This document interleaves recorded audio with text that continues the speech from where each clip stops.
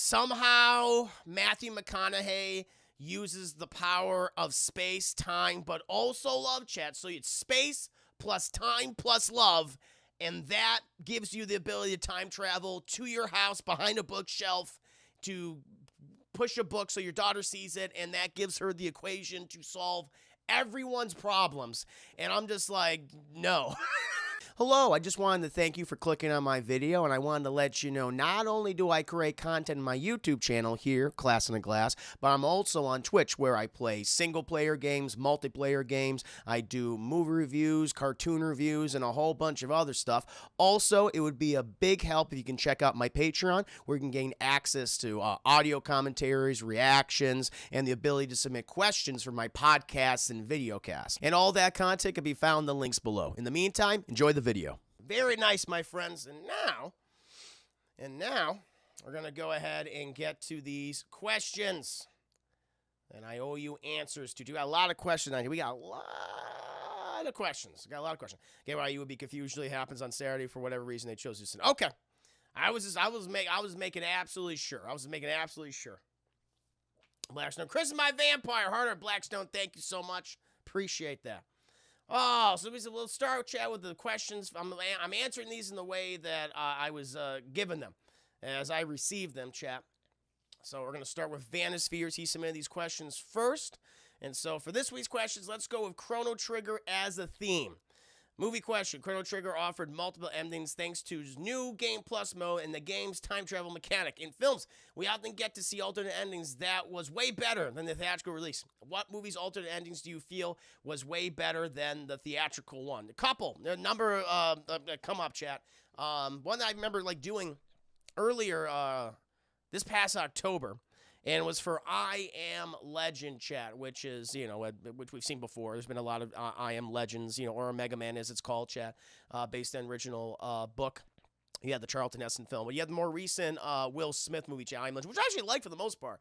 Like, the first third of that movie is pretty goddamn good. As soon as when that dog is there, as soon as that dog, throughout all the section of the dog, when that dog leaves the film, I think the movie goes downhill. I really do. And I don't like the CGI they have for the Zombinos, the vampires, however you want to consider them. But as you guys know, they had the theatrical release ending. So you have this character was introduced. It was this woman and this kid, and they saved Will Smith that he was trying to kill himself. They ran back to the house, and she believes this is what she believes. She believes God is telling her to go to Will Smith because he has the answer to everything, and then they're gonna go to this little safe haven, this colony in Connecticut or something. And Will Smith's like, "You're fucking crazy. I don't know what the hell you're talking about." And various circumstances happen, chat, where they're forced into his laboratory in his basement where all these fucking zombie vampires are attacking, and they realize that one of the cures he didn't think worked on one of the zombies that he's captured actually is working. It's turning her back human. He's like, whoa, holy shit.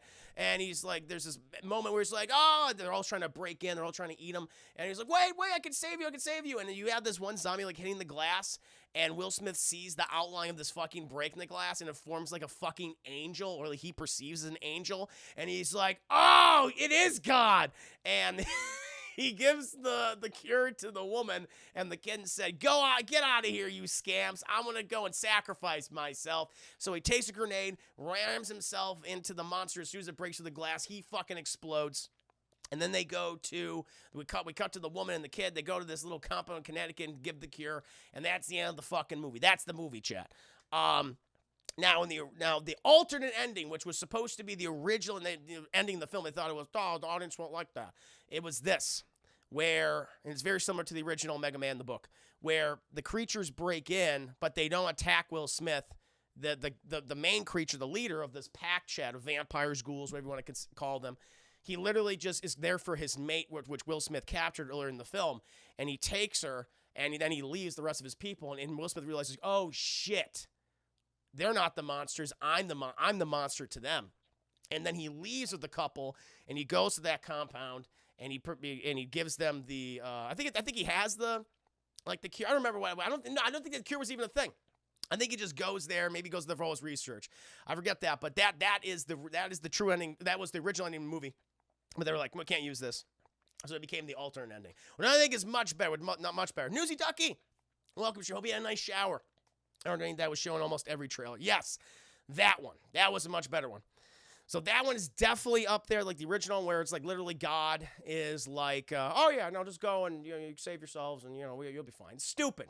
I like the alternate ending to that movie a lot better, chat, where it's just like, oh, we're the fucking monsters to them now, and they're the dominant species of the planet. It makes sense. Another one, chat, is Minority Report. And so if you've ever seen Steven Spielberg's Minority Report with Tom Cruise. The whole premise of the movie is that they've been able to predict crime using these like psychic kids or like adults or young adults, and they call them precogs. And so they know who's going to be a criminal before they actually commit a crime, and they arrest all these people and things. Well, one part of the movie, the big crux of the film, is that these things are, he's basically Tom Cruise set up that he's going to be one who's going to commit a crime, and then he escapes for the rest of the movie trying to figure out like what the fuck's happening, if this is true, if the precogs got it wrong, he's being set up, he's being framed. And you learn about like the prison system in this movie, how it's not like you're locked in a cell and you do your time. Like, no, they will actually put you in this fucking cryo tube forever for however many goddamn years, chat, decades, and you live out your most ideal life. Like you're kind of given, it's like almost brainwashing away. And the movie ends where Tom Cruise, he wins, he gets everything he wants, he defeats the bad guy, and he's good. Now, the original ending for the film was where this whole fantasy world or this whole this ideal ending, he reunited with his wife and they had another kid and everyone's happy. It's like, no, it was a fantasy. It was originally supposed to cut where he was in the fucking machine, was captured, and he was in these machines and he was just living this fantasy world. Like, that's what it was supposed to be, which would be like, whoa, it would have been very dark, but it would have been shit. I mean, I guess people are like, Spielberg, I don't think likes to do like, I don't know, endings where the hero doesn't come out on top or isn't victorious. So I think that's why he scrapped it. But I think that would have been such a great fucking. It's literally Brazil. Originally, the Minority Report is basically in Brazil. Yeah, you're not wrong. That's what it would have been. Yeah, where he's just where you have the character played by what's his name from Brazil, chat. Oh, goddamn, I always forget that man's name. I know Deadpool. You love that movie. But let me go ahead and get Brazil 1985. It was directed by Terry Gilliam, chat. It is Jonathan Pryce, who basically goes through the same thing. And his ideal life, it was all just a fucking fantasy, which is so sad. But the Minority Report ending is, the alternate ending Minority Report, I think is much better. It's a tragic ending. It's a very sad ending. And Spielberg just doesn't do those kind of endings. But it would have been, I think, in the hands of a filmmaker who wouldn't mind taking those risks, I think it would have been a lot better. Would have been a lot better, chap. An ending, this is kind of weird. I want to also bring, here's another one, Terminator Salvation. So Terminator Salvation, not like a great movie, compared to some of the sequels that we've gotten over the years. Terminator Salvation's, pretty good. I would say it's like, this point, it's like, yeah, it's not that bad when you look back on it. It has made a few mistakes. But the original ending of that film where it's just, John Connor, Christian Bale's John Connor, he gets like a heart transplant from Sam Worthington's character, who's like a Terminator. He has like a Terminator heart, and so the Terminators are part of him, and all that shit. Now, the original ending of that film, so he lives on, he leads the resistance, yada, yada, yada. But the original ending, where they were going to have it, it was going to be where John Connor, Christian Bale's John Connor, actually fucking dies. He dies in the movie. And Sam Worthington's like, shit, the world needs John Connor. And they would have removed John Connor's fucking skin and put it on Sam Worthington's Terminator skeleton. And then it would be Sam Worthington, Terminator, pretending to be John Connor and leading the fucking resistance. That was the original they had, but they scrapped it because I guess, again, it was too tragic. Like, John Connor can't die. And they did that. They didn't do that. I think that would have been a much better ending. I mean, the movie had already had a ton of other issues, but I think that would have been really, really cool. I think that would have been great. I'm trying to think of like any other endings. Now, there's one where this is not so much a movie, although it was adapted to a movie. And I think the movie had a better ending. So there was the book The Mist, chat. It was a short story by novella by Stephen King. Whole premise being these people in the small town in Maine, of course, are trapped in this convenience store as these fucking monstrous creatures are outside prowling around eating everything, eating all these people. You have this one character who eventually, towards the end of the novel, they leave and they go out into the world trying to find, salvation. And that's how the book ends. It's just them, like, hopefully find some people. Anyway, that's it. Now, you had Frank Darabont do the movie. And funny enough, I recently, my review was published on YouTube, chat. And he said, well, I want a more definitive ending. And in that film's ending, thank you, Deadpool, for the 5 biddies. Blader had a better director's cut ending. The studio made the theatrical ending over a voiceover explaining everything in the movie. That's true. Yeah. No, the voiceover stuff in like the original Blade Runner is like, ugh, oofa. It's oofa. Really awkward. And Harrison Ford's not good at the voiceover. I'll tell you that much. But thank you for the 5 biddies, though.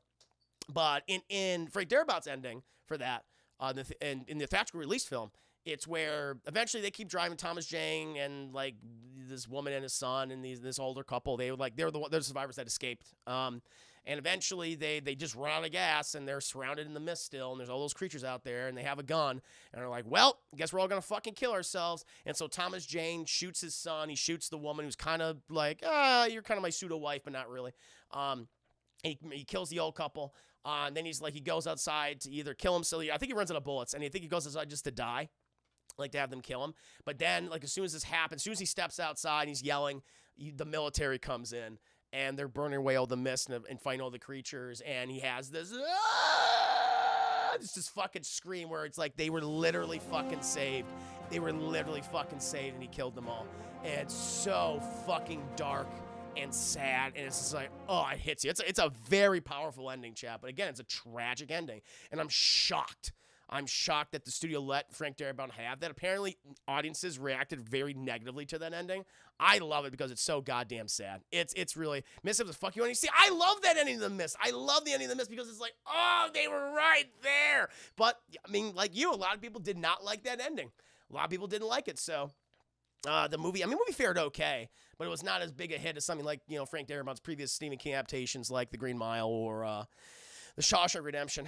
DT Archer, the 5 biddies. Honestly, that would have been interesting if John Connor died and the Resistance was infiltrated. How would they have adapted if their best leader, the one that was supposed to lead them to victory, died and the enemy was wearing his skin? Yeah. Die Hard with Avengers, the ending in the actual movie is rushed and confusing. The alternate ending where the Just McClane Simon a bar. So the original ending, I don't know if there's footage of it. There might be footage of it. I've never seen it. But I know that the original ending with Die Hard with Vengeance, where we would have had Simon Gruber escape. At the end, he would have won. He would have escaped. And at the very end of the film, it's like months later or something, and John McClane finds Simon Gruber in a bar. He tracks him down like in Europe, and he plays Russian roulette with him. And eventually, fucking Simon Gruber shoots himself, kills himself, and then John McClane leaves the bar. It's kind of like a really dark ending. And it's like would have placed like the John McClane character in a more, I guess, negative light. So they scrapped it and they did the whole super fast, wrap up. I think Die Hard Revenge is a great action film, and I think it's, it's definitely the second best Die Hard film, no doubt about it. But the ending is a little rushed. It's like, what the fuck happened here? It kind of came out of the, it's like, oh shit, this is like, what happened? So you can tell that Dave was like, all right. The ending's on the DVD. I've never seen that ending. I just know about it. Oh, I gotta watch that sometime. That's awesome. That is so awesome.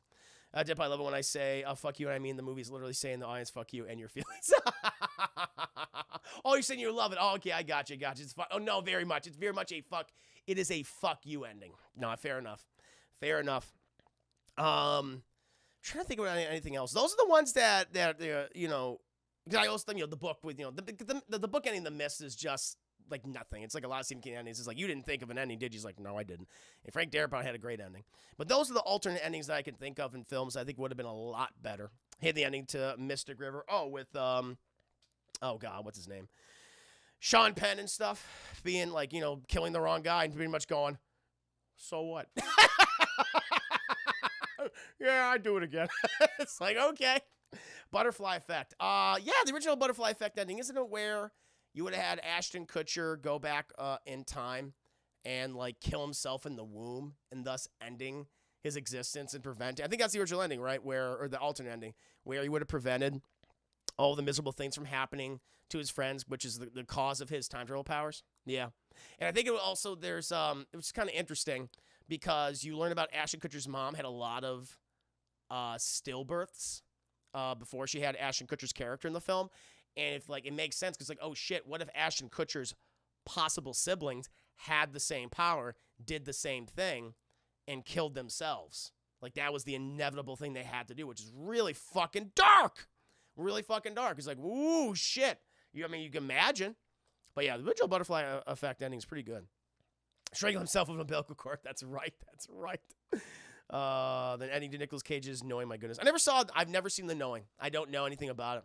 Except just Arnold Schwarzenegger had 4 or 5 endings on DVD. Damn, holy shit! Endings. I never saw that movie. Inception ending. Oh yeah, what was the Inception originally? It was the one where it just keeps spinning and he knows that he's in the thing, or is it the opposite?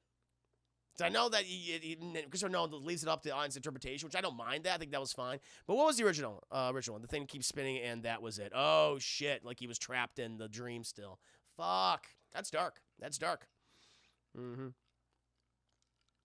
Just kept spinning. See, they just like kind of cut from it. Glee, good to see you, Glee. I didn't notice either. Hope you're doing very well. An absolute pleasure to have you here. Very nice, very nice. Oh, try an alternate ending where it was like 35 minutes long. It became a whole different movie. I've never seen Joyride. Yeah, but those are some of the ones that I could think of, chat. Like, I Am Legend, Minority Report, The Mist, Terminator Salvation. Those are the big ones. Oh, the top wobble. Oh, the top wobbles in the theatrical film. I don't remember. It's been a while since I've seen the film. But fair enough. Now, Chet, we can go ahead and get to the next question from Vanny. TV show question. Time travel is an absolute beast to write because of all the plot holes it can create if the showrunners aren't paying enough attention. Absolutely. Or anything, really. What show absolutely butchered time travel? I think I've seen a lot of shows with time travel. The only one I could think of at the top of my head was The Flash.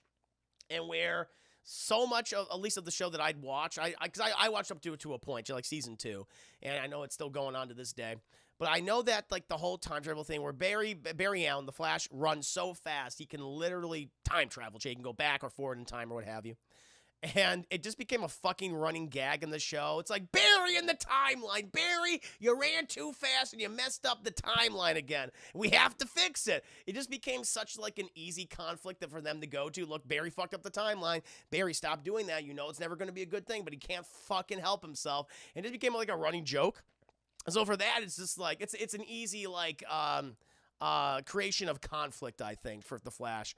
I know that, like, Lost had a lot of time travel shenanigans. I never watched Lost, and I can't say. I can't even tell you if it was good or if it was bad. I don't know. But I know with The Flash, it's ridiculous. I know one for that I thought was really goofy, but it's a theatrical release, so I'm like, okay, I don't even understand how this is fucking working. But like, Interstellar, like, funny enough, Christopher Nolan movie, again. But Interstellar, where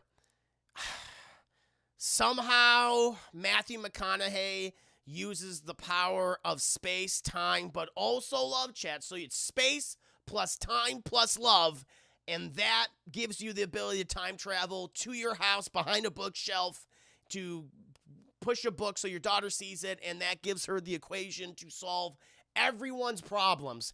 And I'm just like, no. I know it's not a TV show, but I think that was like the last film where time travel was like, that is just so dumb. And it's like, listen, you don't have to even do a complicated explanation.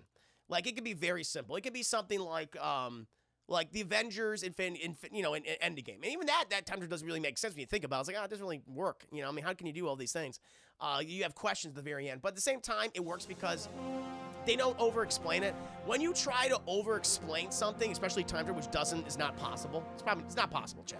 It's going to sound fucking dumb. So the less you explain it, the better you're off. That's how it always is. That's why in Back to the Future, those movies work really good as time travel stories. Because one, they're a comedy, so you can get away with a lot of stuff. And also, they just make fucking shit up you don't need. I need the flux capacitor. Marty, we need a flux capacitor. It's like, why, Doc? That's how time travel's achieved, Marty. And it's like, okay.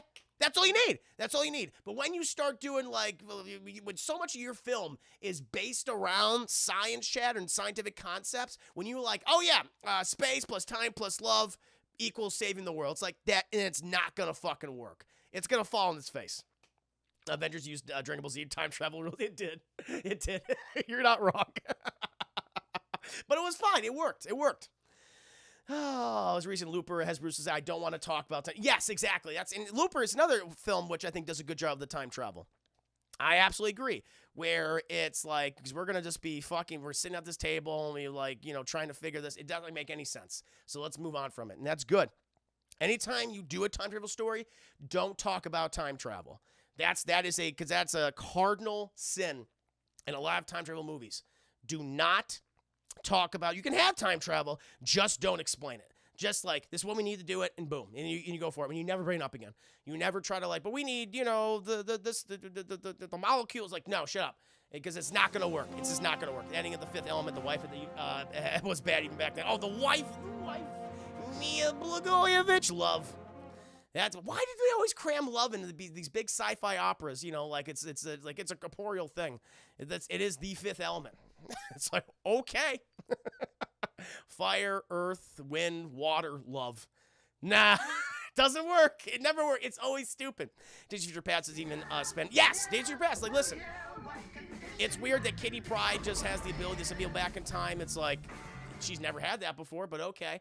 But it's they're like, hey, she could do this, and it's like, fuck it, all right. And eventually you don't even give a shit. You don't even care. And they were smart, because you don't want to over-explain it. Just don't do it. They could have just said, honestly, they could have just said, it would have been even better. It's like, hey, this location, they were experimenting with time travel, and they got it, but fuck, they all died, and they hid this time machine in this place, and we go there. They could have done it that way, and I would have been like, sure, all for it. Let's do it. Let's fucking do it, chat. It's time travel is just it's fine to have in your films or your books or things or what have you, but don't over explain it, because you're gonna sound stupid. That's what always happens, and that's what happened in Interstellar. That's what absolutely happened in Interstellar. And also you can start to contradict yourself. Like, for whatever reason, Barry, every time he time travels, he fucks everything up. But when the fucking Reverse Flash, Eobard Thawne, when he does it, everything's fine. It's like, what? Doesn't make any sense. Thank you, Luke Boss Rowe Biddy, by the way.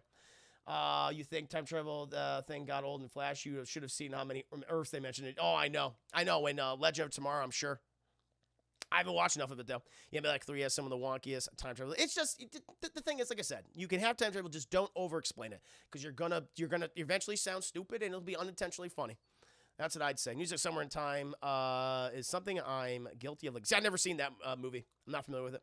The Flash fucking terrible stories is now focused on these people who have the Speed Force abilities, along with so many characters leaving the show, and now they're explaining the Godspeed storyline, and eventually are bringing Barnella from the Flash. See, that's a lot of stuff. It's a lot of stuff.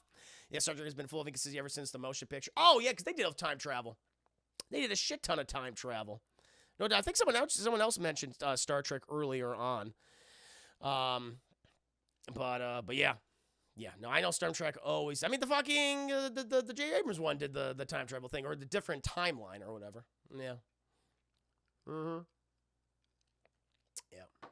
Yeah. Yep. Dimension hopping, I'm better with that. That makes it like, hey, just a new dimension open up. Cool. Don't mind that. Sometime and also use that same mathematical equation of space plus time plus love equals perfect world. Oh, Lord. No. Hey, if you like it, you like it. Hey, more power to you. Not taking that away from you. Fair enough. But yeah, time travel is very weird. But the Flash, I mean, that they were fucking up, and I guess they continue to do that. And yeah, Interstellar was the last time I'm like, okay, this doesn't make any goddamn sense. Love. Give me a break. Anyway, we can move on to the next question from Vanny. Lavos was a fantastic villain in Chrono Trigger until you fought it and realized that the giant butt monster you encountered was just its first form. Subsequent forms were kind of meh. Well, boss fight was held back from greatness by having too many shitty forms you had to fight through, or ruin the general image of the villain by changing too much from its OG form. I mean, if Final Fantasy was guilty of that, like even Final Fantasy VI is my favorite game. I mean, all the Final Fantasy games, the last boss, the main villain of the game has like I feel like 3 or 4 different forms. Even Kefka, who I absolutely love, I think he has like 3 goddamn forms you have to fight. He has his regular jester form, then his god form, then his super god form, and it's all that can get very tiring. I mean, it's like, all right, you don't need to keep having this happen. It's like, let's just fight him twice. It's like 1 form, 2 form, that's good. Don't do 3. Don't do more than 3. If you're doing more than 3, then fuck you. Shouldn't even be doing 3, but there's no more. One that always really fucking bothered me, and really just put me off in the series in general. You guys know I'm not a big Street Fighter fan, but the last Street Fighter game I played was Street Fighter 4. And I know that like the last character you fight was a character named Seth, who sucks. No one likes Seth, but I think you have to like beat him like 3 fucking times, because he dies. And he's like, I resurrected myself, and you have to fight him for like a second time. Then he does it for a third time. It's like, fuck that bullshit. He was so hard, and eventually. Typically, when you play the campaign of these Street Fighter games, you just end up spamming the same move. You get him into a goddamn corner and spam it just so you can fucking end it. So Seth is high on that list, chat, high on the list. Like, I wouldn't even put Kefka here, because I really like Kefka. I like the way he looks in his various forms. But, Seth was just like a pain in the fucking ass to do it, and he wasn't even interesting. He wasn't even despite all of his fucking powerful forms, he didn't even have the ability to be interesting in that. So Seth is high on that list for me. Metal Gear Metal Gear, the series, Metal Gear Solid series has some bosses that are like that, or just sequences that I think go on for too long. I remember in Metal Gear Solid 2 that depending on the difficulty that you play, before you fight Solid Snake, you gotta fight like, I don't know, like 3 or 4 Metal Gears beforehand before you fight him. It's like, this is just not necessary. One Metal Gear and then him, but you have to fight like a shit ton of them, and I just remember that being so annoying. I'm like, all right, let's get to the fucking end of the game. My God. It was too self-indulgent. So Metal Gear Solid 2 stands out to me. I think you could even sub 3. I love 3. 3's my favorite. But I remember in the Vulcan fight, how that just transitions to new things. All of a sudden, you fight him on fisticuffs, and you fight him with guns, and then he jumps in his fucking tank, and you're riding around the motorcycle, and then he falls in a river, and then you're fighting him on foot again, but this time he's in the mech suit, and then he comes out of the mech suit. It's like, fucking Jesus Christ, just stop. It's too much. It goes on forever. It's just die already, and then I'll see you in 5, and you're a lava monster. So yeah, Metal Gear Solid games are definitely guilty of that. And the biggest one, I think, even though some of these are great, but I can honestly say that, like, yeah, fuck some of these fights. Like the Soul series, the various Soul games like Bloodborne, Dark Souls, Sekiro, Shadows Die Twice, they all have Demon Souls. They all have those bosses that you defeat it, but then it has a new form. This is even my final form! It's like, fuck. And the one that sticks out to me, Chad, you know it. Some of you, those of you who've been with me for a long time, you know about this. Sekiro, Chad. The Great White Ape. My lord, that fucking thing was so hard to even beat in its first form. I didn't even know it had a second form, chat. But you guys know, you guys saw this. Those who were here back in the day, having seen me fight this fucking thing over and over and over. I almost had a nervous breakdown. Chris Ayers is not wrong. I was like, I think that was the point of almost crying. Because I was like, I couldn't do it. I just couldn't fucking do it. I was just making noises. It wasn't even words. And eventually, like, I beat him. I was like, yes! And he fucking stood up. And I'm like, what? He picks up his own head, and a giant fucking centipede comes out of his head and asshole and continues fighting me. And I'm like, no! And he kicked my ass. I remember like, oh, fuck this. His first one was hard enough, but that game broke me. That one, I couldn't do it. And I like that game. The game does a lot of things, but fuck that boss. Fuck a lot of those boss battles. There's some hard fucking boss battles in that game. One, the guy in that tower, that lightning guy, fuck him. I spent 4 hours in the street. I spent 4 hours trying to fight him, and I beat him, but it took 4 hours of my life to do it, Chef. 4 hours! And I wasn't willing to spend more time trying to beat that fucking Great White Ape. Hot. When the centipede came out of his head and asshole. That game is a motherfucker. Dr. Birkin in the original Resident Evil 2, I can see that. No, those original RE2 bosses, they'll be pretty hard, especially those tank controls. Oh, yeah. Now it smells, I don't know what's going on.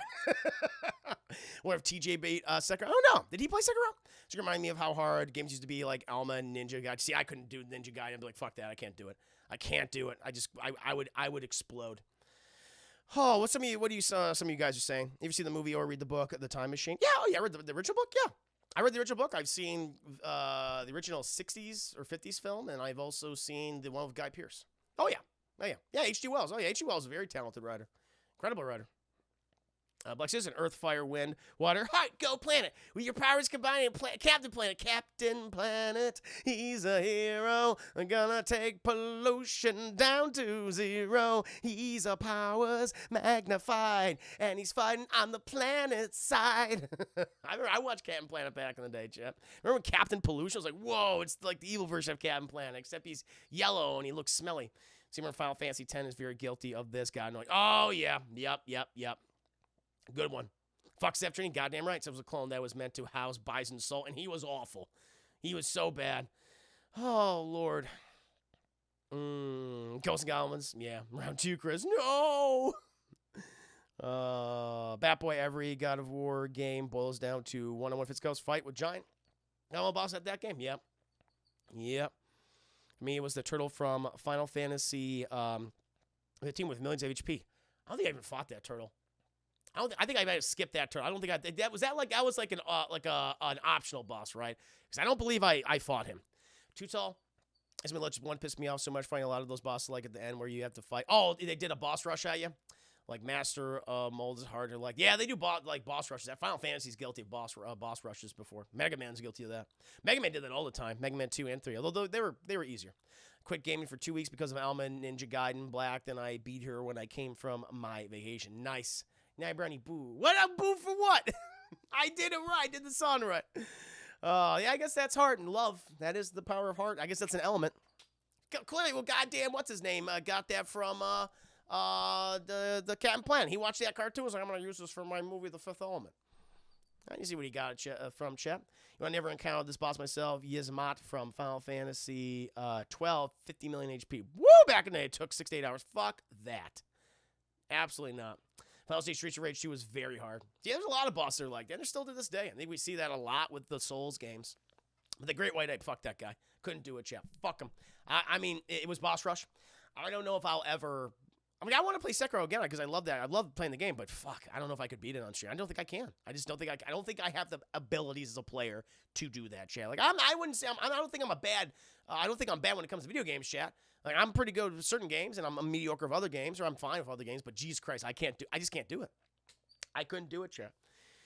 Can't say the hardest boss, but the easiest boss in recent memory for me is Finn from the Spider-Man Morales game. That had some challenging bosses. You know, it depends on the difficulty level you play as. Mm-hmm. Star Wars Jedi Fallen Order.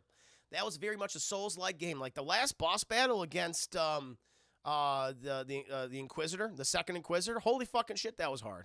That was a hard battle. I remember that. Look at my previous stream of that. I struggled against her for a good bit. That was a hard one. It was a very good, cool game, but that shit does need it needs a casual. I'm like, all right, I need an easy mode. I'm sorry, but it's the truth. I'm like, I can't beat it. I don't have the skills. And I know it's like, hey, get good. It's like, I can't. I've gotten as good as I got. I've hit a wall. I've hit the ceiling. I can't go any higher. I can't do it. I can't do it. I have Corey, but he's never gonna beat that. He's never gonna beat it. Music question: the Chrono Trigger soundtrack has some iconic themes, like Frog's theme, the fair, the battle track. What Chrono Trigger track sticks out to you and why? Corridors of Time for me, because it's one. I think it's just cool because I think it's a very chill song, but it's also mysterious. And you're exploring like this floating city. I believe. I've not played Chrono Trigger in a hot minute. But I believe that's what that is. Like when you're exploring this floating city, it's like, oh, very mystical. I could play some of this music. I think I should be okay. Play a little bit of Corridors of Time. Hopefully there's not an ad. God damn you, ad. Incognito Mito. It's a product. It's not real meat, chat. It's Incognito Mito. That goes as hard for me. It's the last post easy for me after that guy. Talking about Jedi Fallen Order. Oh, is that what is it? Malicos? Oh, Malicos. Yeah. I think I beat him. It was really, but the second Inquisitor for me was the real one. I was like, okay, fuck, this is hard. That took a while for me. Oh, shit, sorry, chat the song. Let me go ahead and play this from the beginning so you guys can hear a little bit of it. I'm really liking this chill song. The dual-wielding guy. Yeah, I remember him. I don't know, did I struggle? I don't remember if I struggled against him.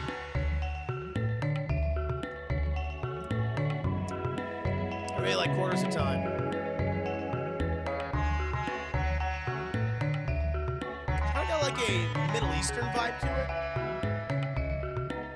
which I really like.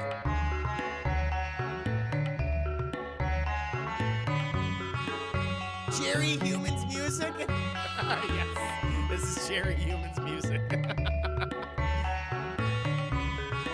Oh, my nostalgia's.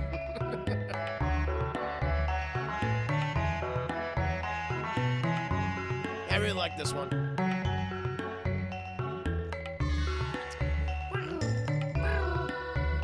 Got those tambourines, chap. Got the maracas.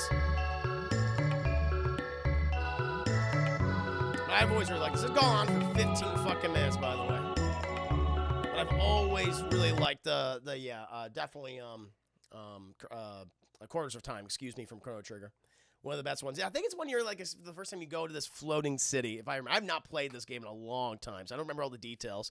But I remember like you go to this floating city, and this is the first thing you hear. It's like, whoa, it was a really cool transition. It was very mysterious, but it was like, ooh, just loved how it sounded. Matrix Dog, welcome to the stream. Just answering my very generous patrons' Patreon questions. A pleasure to have you here.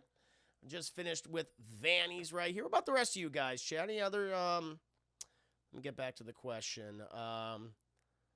If you guys ever played Chrono Trigger, I can only play so many songs on here because I'm always very scared about the DMCA's. But anything from Chrono Trigger that you like, this is really good. Frog's theme is one of the most popular ones.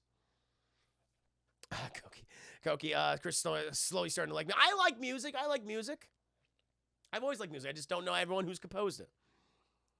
We're about to beat R8, and you tell Miranda what's what, man. Mother Miranda.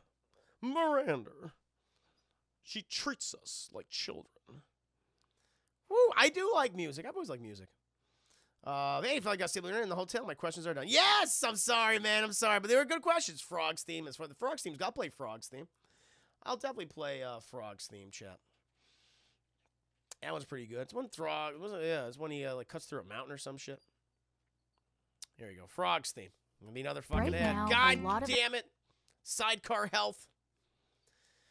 Lord. This is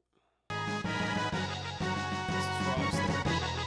Fucking hate ice cream. Oh, I love it. Ethan Winters.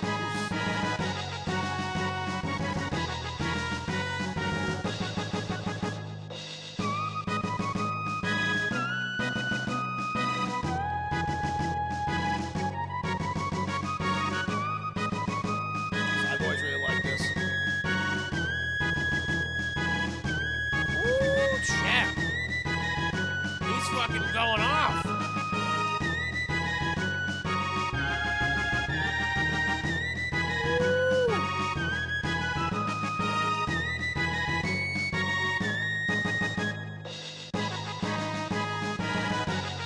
Yeah, it's probably the best song in the game. It's high up there, chat. It's pretty high up there. Luke the Boss, what platform did you first play Chrono Trigger? I played on SNES. I play on the SNES, as some people say, the SNES.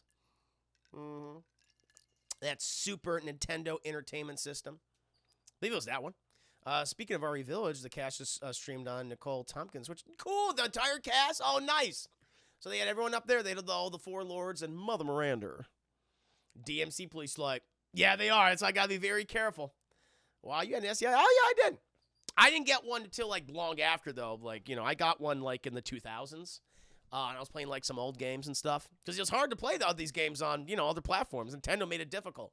So, yeah, I played Chrono Trigger on a SNES.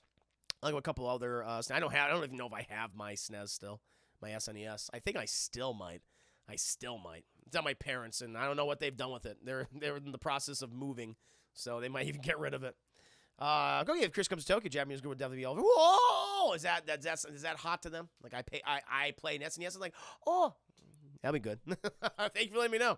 But I was playing on DS. See, I never owned a DS. My last handheld, well, I had a 3DS, and I don't know where it is. I think I lost it a long time ago. I have no idea where my 3DS is. I'll have to find it. So my SNES along with my OG Game Boy and PS1. I still have my my PS1, my PS2, my Xbox, Xbox 360, PS3, PS4, Xbox One, PS5. I sold my N64. I sold my Wii. I was like, fuck, get rid of this. That's the only console I've ever sold, Joe, was my Wii. That was I've kept every single console I've ever owned. But I sold my Wii because I'm like, fuck that shovelware piece of shit. Get out of here. So, yeah. Thankfully you can play some of these games. Yeah, it's on Steam. That's excellent. I did not have a Sega. I never owned a Sega system. I didn't play like a lot of those Sega Dreamcast games until like they were ported to like other consoles. Like I played what was it? Oh Jesus, Resident Evil Code Veronica on my Xbox 360. That's what I first played on. I wanted N64 to be honest. There's some great games on X64. The X64 simulators they're pretty good from what I hear. Funny enough, I was watching a streamer recently. You guys might know him, Ray Narvaez Brown Man, formerly of Rooster Teeth. He was streaming a lot of N64 games on emulator, GoldenEye and Perfect Dark. Perfect Dark's an awesome game. I'm thinking about streaming some classic N64 games. I would love to do GoldenEye. Definitely GoldenEye. Perfect Dark would be really cool, and they're doing a new one. Apparently, chat. What, Joanna Dark, chat. Joanna Dark. And Elvis, where the hell his name was. Little alien Elvis. Go, Joanna. I'm trying to remember what his name sounded like. No. Man, I own Dreamcast, and oof, what a waste of money. Yeah, just didn't, that was Sega's last console. Kind of ahead of its time in a lot of ways, the disc and things, but it just, Yeah, just didn't do well. Class in the glass with some sass for a dad ass Tiberius Monk. Good to see you. And the other thing, people were just fucking ripping those games. They were just copying them and just like, all right, and they didn't even buy any of them. Yeah, it was ahead of its time, but it just failed. It just failed. But no, chat. Yeah, no, Chrono Trigger's a great game. I'll definitely play a lot of these classic SNES games someday on stream, chat. It'll be a lot of fun. Be a lot of fun. Dreamcast flew too close to the sun. It was very much an Icarus. Very much in a crash landed on the ground. Oh, Lord. But Vanny, thank you for all those questions, and thank you for being a Juicy Game subscriber. Really do appreciate it. Now, Chad, I got a lot of questions from Deadpool. You sent 36 questions, Deadpool. And I know that it's based on what was it, like a relationship thing. How did you word it here? It's based on like a relationship survey. Where he says, spice up the questions for the class night glass with some sass for a bit of ass, and a bit of ass, not all the ass, but a bit of ass. I'm going to ask you the 36 questions that can help people fall in love. Ooh. We'll see if you woo the chat with your answers. These questions are normally done with a would-be partner, but you can use the chat instead. So I'll do like, you know, I could do like a part of these, because I do have some other questions I want to get to. Color Me Hazel's questions I do want to answer. So maybe we'll do like a grouping, like about 5 per Class in a Glass stream. How about that? And we'll always go back to them, and we'll do like a wrap up and stuff. It'd be fun. But I'll do like 5 or 6 of your questions first, Deadpool. We'll do those. So let's see what we got, because otherwise we'll be here all night. It's 36 questions, Shay. You know, if I love to give thick, girthy, well-endowed, robust answers. Yes. Terrorist Monk, I'm doing very well. I hope everyone else is doing. How are you doing, Terrorist Monk? How's your night been? I'm asking you a question. What do you know about relationships? 69 questions? It could have been, Nia. It could have been. But no, an absolute pleasure to have you here, Tiberius Monk. Cheers and salute to you. Thank you. I got to get another beverage. I got to get another refill, chat. All right. Question 1. What are you wearing? Nothing. I'm just sure cocking. Nothing below the waist, baby. So here we go, chat. We'll get to the first question. So you're like my significant other, chat. This is good. This is good. Here we go, chat. This is the first question.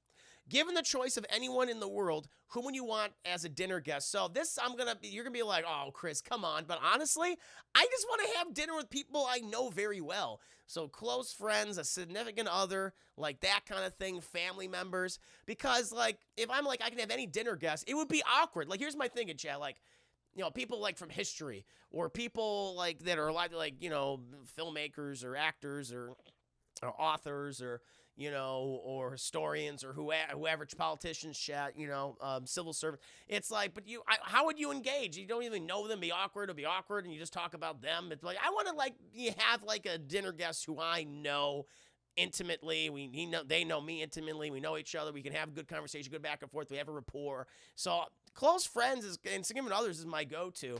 But like, to answer the question, I guess, you know, if I had to talk to anyone who I think I can have an engaging conversation with and appreciate them and, you know, what they've done. I don't know, John Carpenter, chat, the filmmaker John Carpenter. I love his work. I really understand his sensibilities. I don't think he was appreciated thoroughly when he initially was coming out with all this stuff, and everyone's fucking copying him and, you know, indulging in his work, and now everyone's praising those filmmakers. It's like, fuck, but he was the guy that created it. So I don't know. I think that'd be kind of cool. You would ask the dinner guest 36 question. Ooh, but now you're asking me. So, Jay, you're asking me these things. I like it. So, I don't know. But honestly, yeah, I think that's just, you know, but you have a more natural rapport with someone you just know. But if I had to pick, yeah, John Carpenter. Never meet your heroes. That's the other thing, too. Just never meet your heroes. Sometimes it's better not to. Like, there was only a few people I would ever. I've talked this has been a previous question on the Class in the Glass cast. There was only a few people I would ever, like, want to, like, sit down and, like, do an interview with, you know, personally, like, on my own stuff. And John Carpenter's one of those people. Mark Hamill's one of those people. I would love to talk with. Like, Mark Hamill would be my other answer, I guess, to this. You know, he's been a part of my childhood forever, chat. He played Luke Skywalker. He was the voice of the Joker. I love what he's done, you know, his live action and his voice work. Like, I could have an engaging conversation. Like, a lot of voice actors, I guess I'd invite and talk with them about their work. I think that'd be fun. So people like John DiMaggio or Rob Paulson or Maurice LaMarche, chat, or I mean, you know, any number of people, Taylor Strong, like whoever, chat, like, no, the voice actors, I would definitely be more, I'd have an easier time talking, because they always appear more humble, you know, they're easier to engage with, I feel. Well, I'd love to stay. I need so no problem, DTX. I totally understand. I know it's late. It's 12:30 right now. You got to get your winks in. Please do so. Or Buffalo Bill. Was she a big old fat person? Am I beautiful? Would you fuck me? I'd fuck me. Was she a big old fat? Will help me move this couch? I love that. I would do it with Mr. Bill Gates. He is. Yeah, it's true. He's single. Go ahead and woo him. Go ahead and woo him. That's the way you gotta do. I saw William Shatner in person. He was amazing. One of the rare folks I'm glad to meet. As one of my heroes, played a character who means the world to him. That's awesome. I'm glad you have a good experience with that. Like, there's some like celebrities who I'm like, or like actors in films I love. That I'm like, I never want to meet them in person because I just heard horror stories. Like, I would never want to engage with Harrison Ford. I just like he's just. I've heard he's weird. I've heard he's very standoffish and rude. I mean, we see him in interviews. Like, it's like, what the fuck is wrong with him? He's just odd. Always. This is just odd too, because he played all these everyman heroes, Indiana Jones and Han Solo, and he seems so natural, and it's like, oh, he's be fun to talk to. He's just fucking weird. It's just odd. So I was like, I would never want to talk to him. And he's always been weird. Every interview I've ever seen of Harrison Ford, like, especially nowadays, is like, Jesus Christ. It doesn't work. Like, I remember I used to watch a lot of, or listen to, Nerdist podcast back in the day, which was hosted by Chris Hardwick. I don't know if he even still does it, because I know he does all that other stuff. But I remember he had an interview with Harrison Ford. It was like the most awkward fucking thing imaginable. Because he was like really excited to talk to him about all these things that he's done in his career, Indiana Jones and Han Solo. Harrison Ford could give a shit less. And I'm just like, oh no. It was very weird. So, yeah. Andrina Chichik would be a great dinner guest. Name honey, he's single because of his connections to Epstein. No, oh no. Bruce Campbell's just as cool in person. I would like to talk with Bruce Campbell. I think Bruce Campbell would be good. I would never ever want to meet Chevy Chase, legendary asshole. Hell, yep. Like, some people just don't want to meet. What, the Harrison Ford? Yeah, I heard he's odd. I feel meaning. Power would be cool. I think Kamala seems like a cool guy. He seems very down to earth. Chris Evans, yes. I made Chris Evans. I would change his name to Idiot Podcast Every Lived on Earth. Oh, he did? Oh, wow, I didn't know that. Oh, so he's still doing it, but it's just the same concept, but it's a new podcast. Gotcha. Lost Celebrity Chris, your impressions are amazing. Any chance for a George Lucas or a Billy Brooks impression? I couldn't do Billy Brooks. I don't think I can do that one, but it's me, George Lucas. You know, when I created the Star Wars property, I knew they would make a lot of fucking money, and I'm here, nearly 50 years later, with a lot of fucking money, and so that's a life well spent making a lot of money. Disney, where the fuck's my money? Oh yeah, I would be very interested to talk with George Lucas. He just feels like a guy who's like, yeah, I don't really fucking care. He just seems like he's just so done with everything. And I know apparently, like, Dave Filoni says, like, oh no, he's an absolute pleasure to talk to, and how he explains like the world and stuff. And every time I've ever seen George Lucas, like in interviews, he just seems to like not want to be there. And I get him, not every filmmaker's a public speaker. I think that's fine. They're not. They only seem like they're so engaged, and like they're more like maybe they come alive during a more private, like time with people instead of being on camera. So maybe he does come alive. He's more animated. But every time I've ever seen George Lucas, it always looks like he's just about to fall asleep. Darkseid, yeah, look at Michael Bay. Absolutely right. Darkseid, the 5 days put on that shirt. Where's my fucking money? I should make that a shirt. Though I think I'd get in trouble. George Lucas' image on there. Where's my fucking money? I think that'd be good. I gotta TM that shit. I gotta make that a shirt. Yeah, look at Michael Bay. Yeah, you guys want to see like the most awkward moment ever with Michael Bay? It was like for this television that he was promoting. I forget what it was. This one that when he was doing one of the Terminator movies or something, and he goes up on stage and like his teleprompter starts working. Like all the teleprompters stop working, and Malcolm, but he's like this big bombastic guy. He's all about the explosion. He's all about like woo, and you just see this man just shut down and look so scared and awkward. And honestly, like because we make fun of Michael Bay all the time, and you can say a lot of things about the man. But I did feel sorry for him that moment because we all have those moments where we're like, oh shit, I'm fucking up. I'm feeling awkward. I'm feeling embarrassed. And I felt for him there. I really did, because it is Samsung TV Michael Bay. Samsung TV Michael Bay is one of the saddest things I think I've ever seen. And he's just like, I can't. And he just walks off the stage, and the guy who's also hosting is like so fucking pissed. He's so mad, you can tell. And it's like, oh, I felt sorry for him. Yeah, Transformers 4. I mean, you know. But it was a very human thing for a guy that is so over the top. And it was like, man, I felt sorry for him. I naturally did. Yeah, I met Bill Nye once. He told me that algebra is where it's at. And when I told him I'm a mathematician, hell yeah! That's good. Stranger Shoot, thank you for the 4 biddies. And thank you, Luke Boss, for the biddy. I would say my favorite celebrity counter would have to be Tara Strong and Gray Griffin. They really do give off that good. I've always heard that. Very nice. Very, very nice. Now I'm gonna have to have a dinner with every musician that's had a son destroyed by Chris Herman. That's a lot of musicians, Naya. That's too many. That's infinity. Blackstar photo also of Chris Norris, or excuse me, Chuck Norris, David Ramsey, Tony Todd, Nathan Fillion, Danny Trejo. I bet Nathan Fillion would be fun to talk to. Danny Trejo spoke to Michael Madsen, Julia Benz, Danny Glover, Carl Weathers, a bunch of comic book people like George Perez, Jim Starlin, Mike Rell, etc. Those are all good interactions. The Terminator. I bet Arnold Schwarzenegger would be nice to talk to. I think he would be a good guy to talk with. You know, it's like, hi, how you doing? You like my movie? It's like, yes, I'm the Terminator. I fought the Predator. He seemed like that, very like it. I'm just happy you like my movies. I mean, he seemed like a good guy to talk with. Although I think I might get like, so there is I don't know if you. So I love like listening to commentaries on movies. It's kind of what inspired doing my own commentaries on Patreon stuff. Check it out, by the way. Night Living Dead's up there right now. But like Arnold Schwarzenegger, like he'll occasionally do like a commentary, and there's one infamous one which he did with Paul Verhoeven for Total Recall, where the only thing that he does in the movie is just describe what he's seeing. Like he's like, and then the pot's gonna come up when I stab Benny, and then I see the line, "Screw you, Benny," and Paul Verhoeven's going, yes. It's fucking great. That's all he fucking does in the movie. He's just describing what's about to come up. It's like he's almost on a delay. Or no, he's actually in the future. He's actually like him and fucking Paul Verhoeven, like they're not in sync whatsoever. And so he's like watching the movie like maybe 5 seconds ahead of what Paul Verhoeven is watching. He's like, Arnold, we're not together. Then I stabbed him, and I said, screw you, Benny. And he said he had 5 kids to feed, but he said 4 initially. It's very funny. I just love it. Like, I really encourage you guys. There's clips of it online to watch. I can find it. I can fucking find it. I don't know if I might get in trouble for this. Let me see if I can get that commentary. It's fucking hilarious. It cracks me up. Oh, my Lord. Oh, Lord. Let me go ahead and get, he did an interview where he eats Korean food. He totally roasted the host. Oh, really? Oh, Arnold Schwarzenegger? That's hilarious. Oh, Lord. Let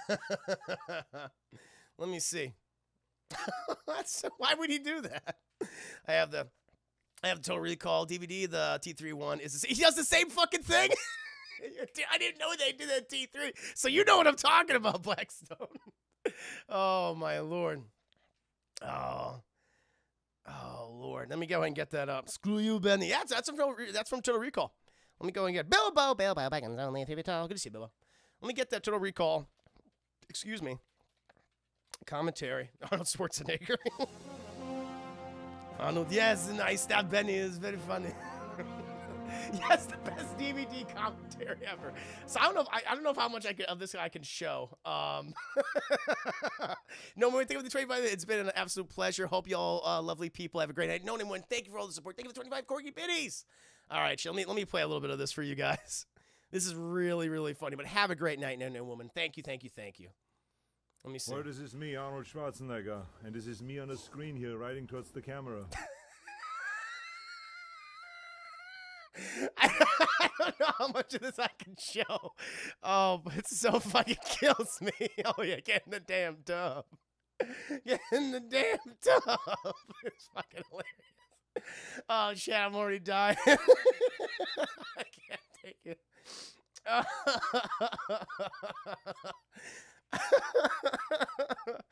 All right, hold on. I gotta get up. Hold on. I'm gonna cry.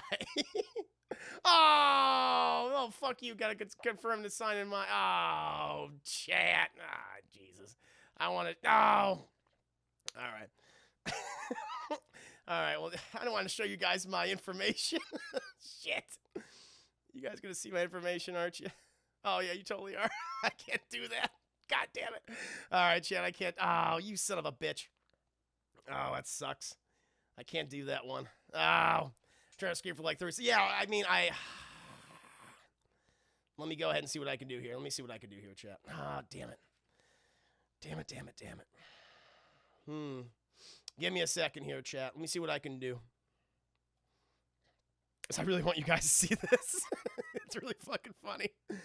All right, let me see what I can do here. I got browser, then interact, and okay, there we go. There you go. You guys, I don't think you guys can see this at all. Oh, it won't let me interact with it. Shit! You gotta be kidding me. Was it frozen? It won't let me do it. No, god damn it. It won't let me interact with it unless when it's like this. Let me see. Ah, chat, that sucks. Oh, maybe I'll do it now. Hold on. No, it won't let me do it. Ah, chat. You can't sign it off screen. No, I can't. No. Oh, well, we can listen to it. I think if you listen to it, it's pretty good. We'll close our eyes. I wish. I know. Oh, chat. Yeah, OBS. OBS. Okay, maybe you won't know my password. Maybe that. Okay, hold on. All right. Well, you know my email now. You're going to know my email, chat.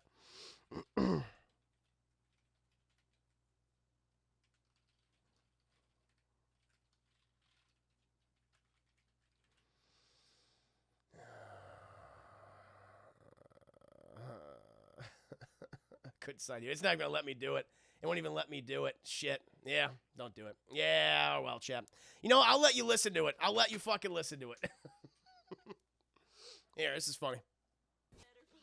It was a great scene because she's trying. Here you go. Well, this is me, Arnold Schwarzenegger, and this is me on the screen here, riding towards the camera. It was a great scene because she's trying so hard for me not to see the news. You can see here with the eye, you know, no matter what I do, the kissing, the hugging with her, I want you guys to see this. What's going on in Mars. Here, this is my job. I'm a construction worker, and I'm totally amazed. And he's looking at something. I'm looking at the gun.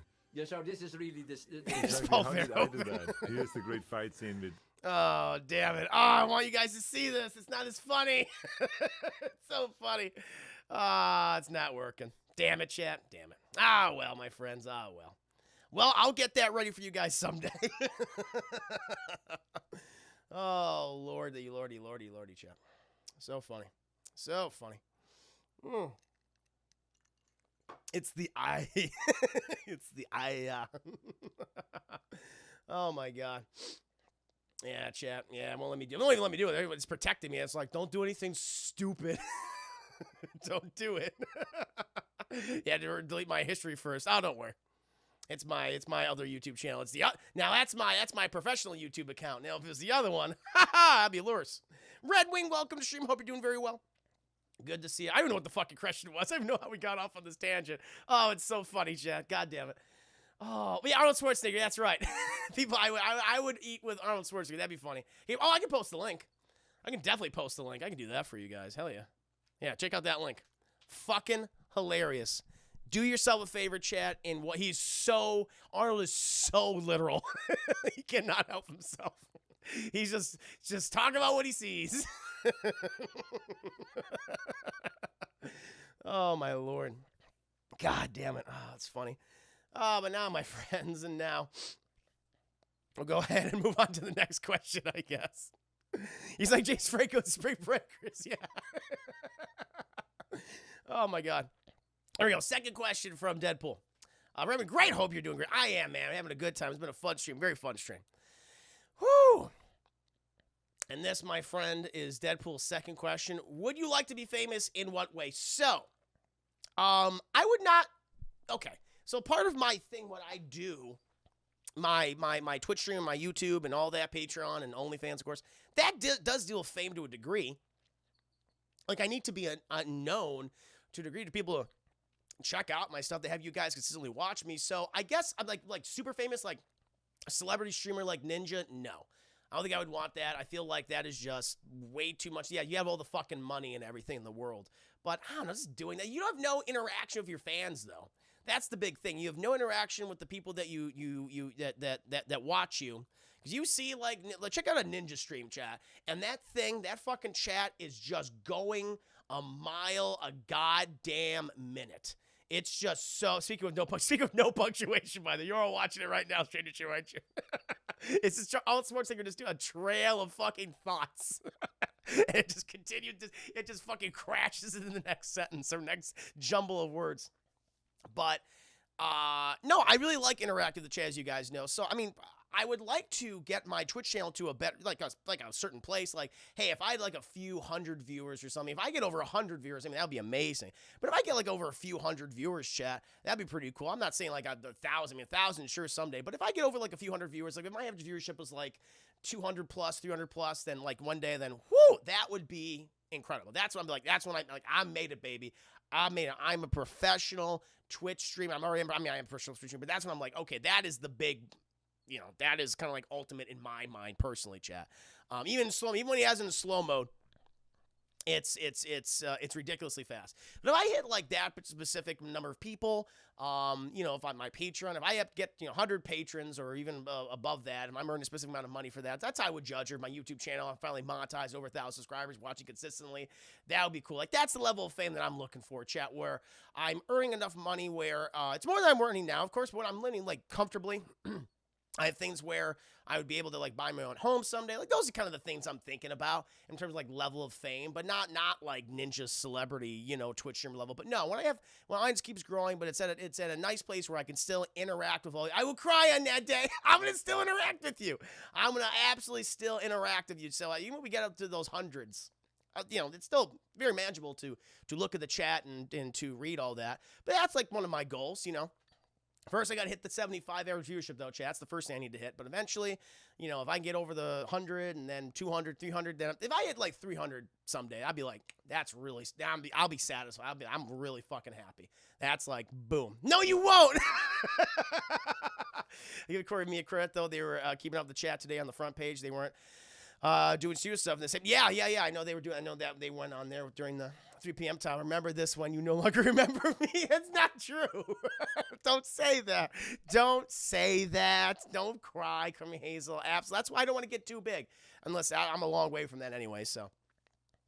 But no, I mean, if I'm in the few hundreds, like the low few hundreds, shit, I'm not saying like over a 500, then no. But like, hey, 200, 300 plus, you know, around that 200, 300, you know, range. Very satisfied with that.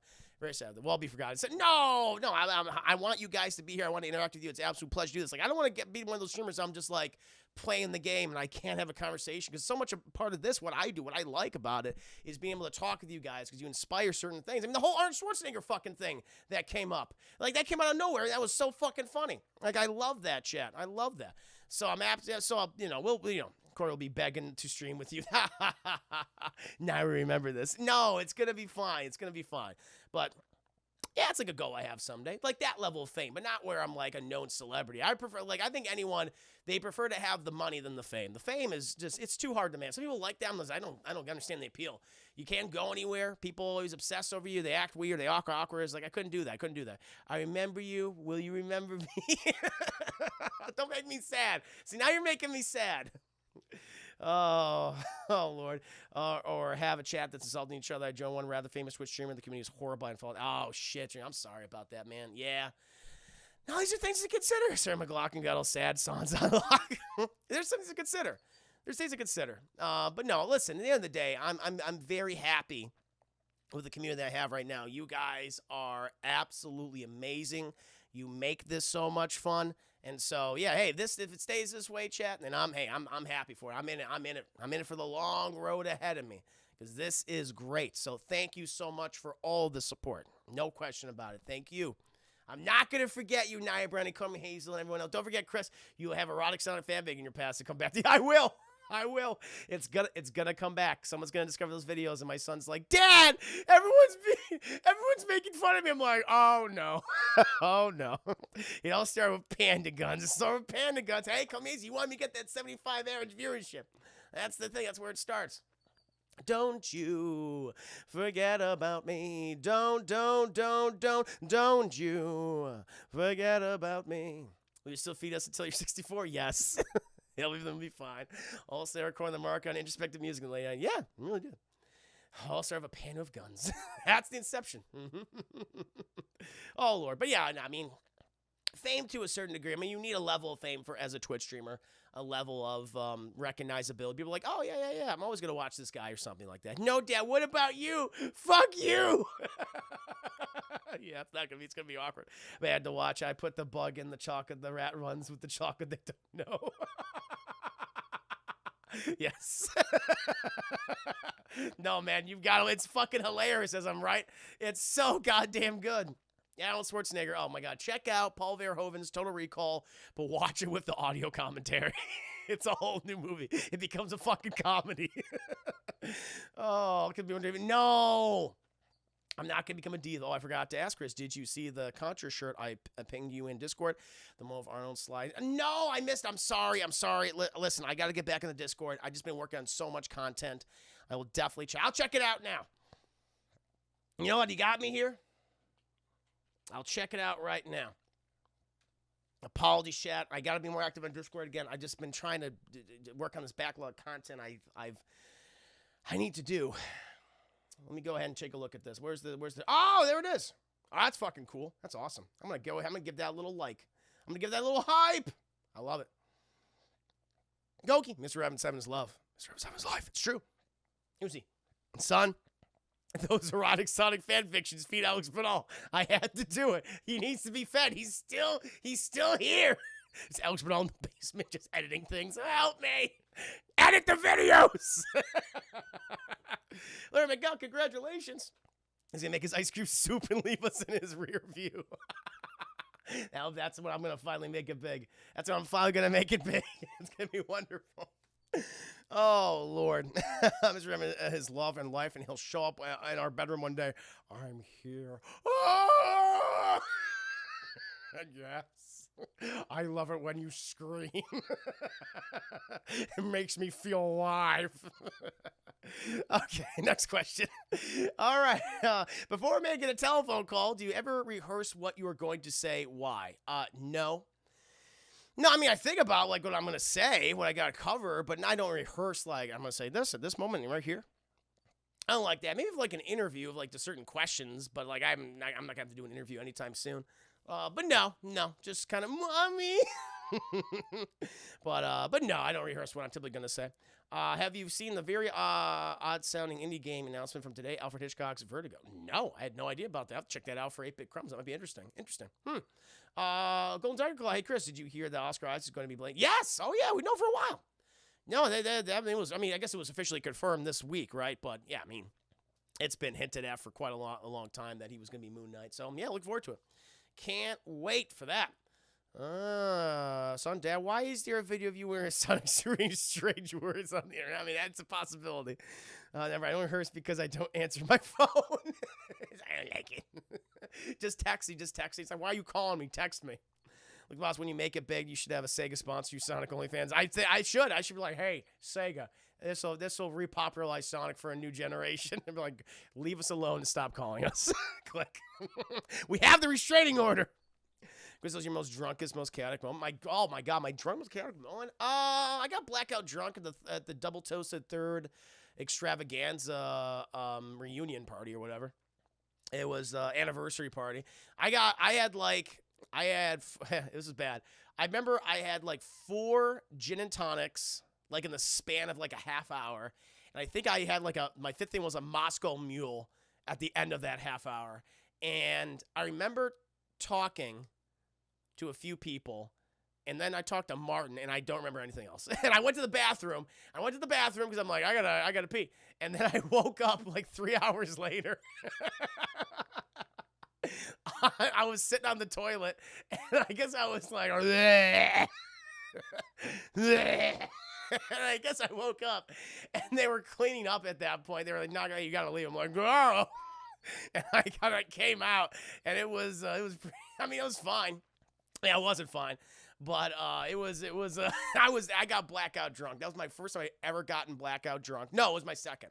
My first time I think getting blackout drunk was when I moved down here. It was when I was going for my graduate education. Taco Tuesday.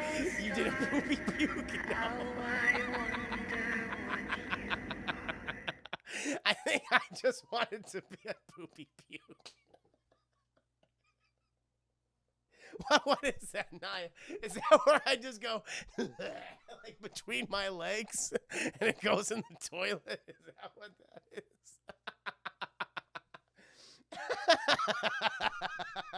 Just cover myself in the vomit. We're on question 2 of 36. We are. No, we're on 3. We're on 3. So I told you it's gonna take a long time. I'm gonna have to separate some of these. I didn't crap out of my mouth. I didn't do that. But the first time I think I've gotten blackout drunk maybe 3 times in my life. Definitely 2 times. The third time I remember. I don't remember the third time. But the first time is when I moved into my apartment or whatever. I was living there, and I had like 3 roommates, and I hated it. I hated having 3 roommates. But we all were like, hey, let's get to know each other. And these guys were stupid. And they bought all these alcohol, and they were mixing alcohols, and I participated. And I was like, I don't know why I did that. But I remember drinking like whiskey. It was like honey whiskey, too. It was honey whiskey, wine, beer, which is not what you're supposed to do. Not supposed to drink. You can drink, I mean, you can drink. If you're going to drink a lot, drink whatever this one thing is. Do not mix alcohols. You're going to fuck yourself up. And that's what happened, where they left because they were like, we're going to go get some weed. I'm like, and then I don't remember anything else that happened. And then it wasn't until like the next morning where I was like in bed, and I like my jeans were like all the way down to my ankles, and my shoes were still on. And like I couldn't get them down because I was so drunk. I forgot to remove my shoes, and I was and I think I had my shirt off, or maybe no, I think I had an undershirt on, and I kind of like waddled to the bathroom, and it was like a murder scene. It was like a murder scene, chat, because I clearly had the wherewithal to realize like I need to get this fucking toxic shit out of my body. But mixing alcohol is a way to consume it. No, it's not. Now, well, for like a mixed beverage, yes, but not like different types, not like beer and wine and whiskey. But I had the wherewithal to take care of myself where I was vomiting in the toilet, but it kind of moved over. I moved the toilet to like my bathtub, and it just is like red. It's just red. And I'm like, oh no, and I did not turn the water on. I did not like turn it was like, oh my God. It was red because of the wine.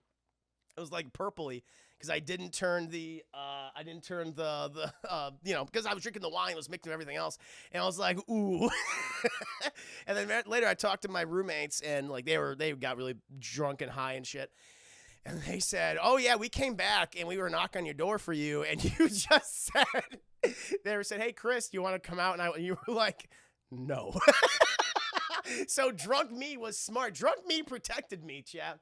Like drunk me like took over from blackout me, because he's like, blackout Chris he's not your friend, but drunk Chris is that in between. He's that in between of regular Chris and blackout Chris, and he's like, I gotta take care of regular Chris right now because he's gonna fuck himself up. Whatever, I'm still gonna eat. Chris, I'm sorry. You wanted to know. Someone wanted to know. Koki wanted to know, and then they asked me, are you sure, Chris, we brought back marijuana? And I said, no. That's all I said. I said no twice. And apparently I was near the door or something, because maybe when I was vomiting, and I somehow had the ability to move myself to bed. I didn't get anything out of myself, which I was really lucky, but it was gross. It was pretty gross. Not one of my better moments, chat, in my life. But yeah, getting blackout drunk, it's no fucking joke. You can mess yourself up, so be very careful. And I think I got blackout drunk a third time, but I don't remember it. It was so bad, I don't even remember it, chat. Oh, it wasn't a bag of lime and shovel and dildo. Nothing like that. Nothing like that. That was good. How was Hanover? Awful. every time I got blackout drunk, the hangover was absolutely awful, where I just didn't do anything for a day. I just literally just stayed in bed.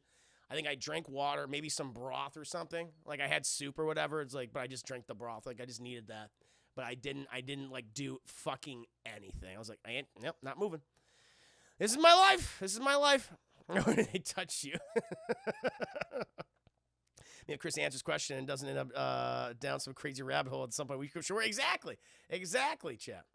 Yeah, I passed out on the bathroom floor and woke up, and a friend saying I got her legs and being carried down the hallway. But my dude, well, that's nice. They took care of you. Luke the Boss, I hope that didn't actually use the phrase "we brought back marijuana." If this so was a bunch of squares, no, it wasn't. I don't even know what they brought back. I never saw it. People really underestimate how badly you can get fucked up. It's true. No, you can. You can get very drunk off wine and champagne. You can get champagne drunk. It's because it's sweet. It's sweet. You can fuck yourself up. Yeah. Yeah, much younger me would throw Halloween parties. We'd pass out bagged wine. Bagged wine. Oh, Lord. Box wine. I guess I never got a hangover yet. I need to consume more alcohol. It'll happen. I've been good with my drinking. Like, I really don't get hangovers. Like, because I know when I'm like, okay, I'm done. I'm good. Like, I've been pretty good. Like, I have not gotten a hangover in a while. Yeah. It's like nothing. It's not, maybe like one time this year, but not a lot. It's not a consistent thing. So I've been lucky. But when you get blackout drunk, oh, you're going to have, that's when I've had the worst. Like, throbbing head, just, oh my God. What did I fucking do? And I don't drink for like a week, but I end up drinking again. Like a week or 2 weeks. Give me around 1 drink of water plus 1 drink of alcohol equals happy you. Then you're just bloated, though. Then you're just like, I'm filled with so much water. So much liquid is inside of me. Yeah. I have had a drinking over. I have had a drinking over 4 years. I have had maybe 3 drinks before. Wow. That's amazing, man. That's good. No pressure. Yeah, don't drink if you don't want to drink. I mean, it's probably better for you. It's probably better for you not to drink. Yeah. As I drink. Hey, you know what? I'm going to go get a drink. I'm going to go get a drink, and then we're going to move on to Deadpool's 4th question and 5th question. And then we'll get into Carmi Hayes' question. I know there's 36 questions part of Deadpool's questionnaire, but I might save more of these for future Class in the Glass cast. These are really fun. These are inspiring, good conversations. So I'll be right back, chat. Entertain yourselves amongst yourselves. Stick around. Oh, Swedish girl. Hi, Swedish girl. Welcome to the stream. I wonder if the mic catches Chris Pete. No, it didn't. Not that I was doing that. Look, the boss. Chris, I had the weirdest beer recently. It's called Lactose Sour Cinnamon Roll. Wow, beer. Interesting. I wouldn't mind trying that if you would like it, but it definitely does taste like a cinnamon roll. It's very sweet. That must be very sweet. Interesting. I'd try it, at least just to try it. Cheers and salute to you, by the way. Thank you, chat. Thank you. The Mike did not catch me peeing, by the way. I made sure. Because doesn't he like Daddy when he went to a pack of Dew cigarettes? No! Oh, Lord. Yeah, chat. Yeah, don't get blackout drunk. But now, we'll go ahead and move on to the 4th question. Again, from Deadpool. What would you constitute a perfect day for you? If it's a working day, getting my various planned content done, chat. Just like, I feel pretty good about this. I'm able to get all my Patreon content I want to get done. My OnlyFans content, publish several YouTube videos. And being able to watch whatever I need to watch. Or prep everything I need for the stream. Do the stream, chat. And that is and play the game I want to play. That is a successful day, chat. A working day. That's what I would want. Like everything, I have something new on each platform. It's good. Very happy about it. I might even have like stuff I prep for the next day. I'm ahead of myself. Like that's really, really good to have.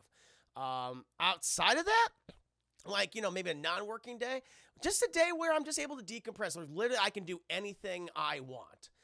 Where I'm just, hey, I'm going to sleep in. Make myself a nice kind of like little lunch, breakfast, whatever it is, chat. Go for a nice long walk. Now that movie theaters are open up, it's like, hey, like I really like just going to the theater. And yeah, I had that, the technical issue with the sound, but going to the theater and watching A Quiet Place Part 2 and just sitting back and enjoying the movie and just like, this is nice. This is a good time watching a good movie. Like that was a nice experience, chat.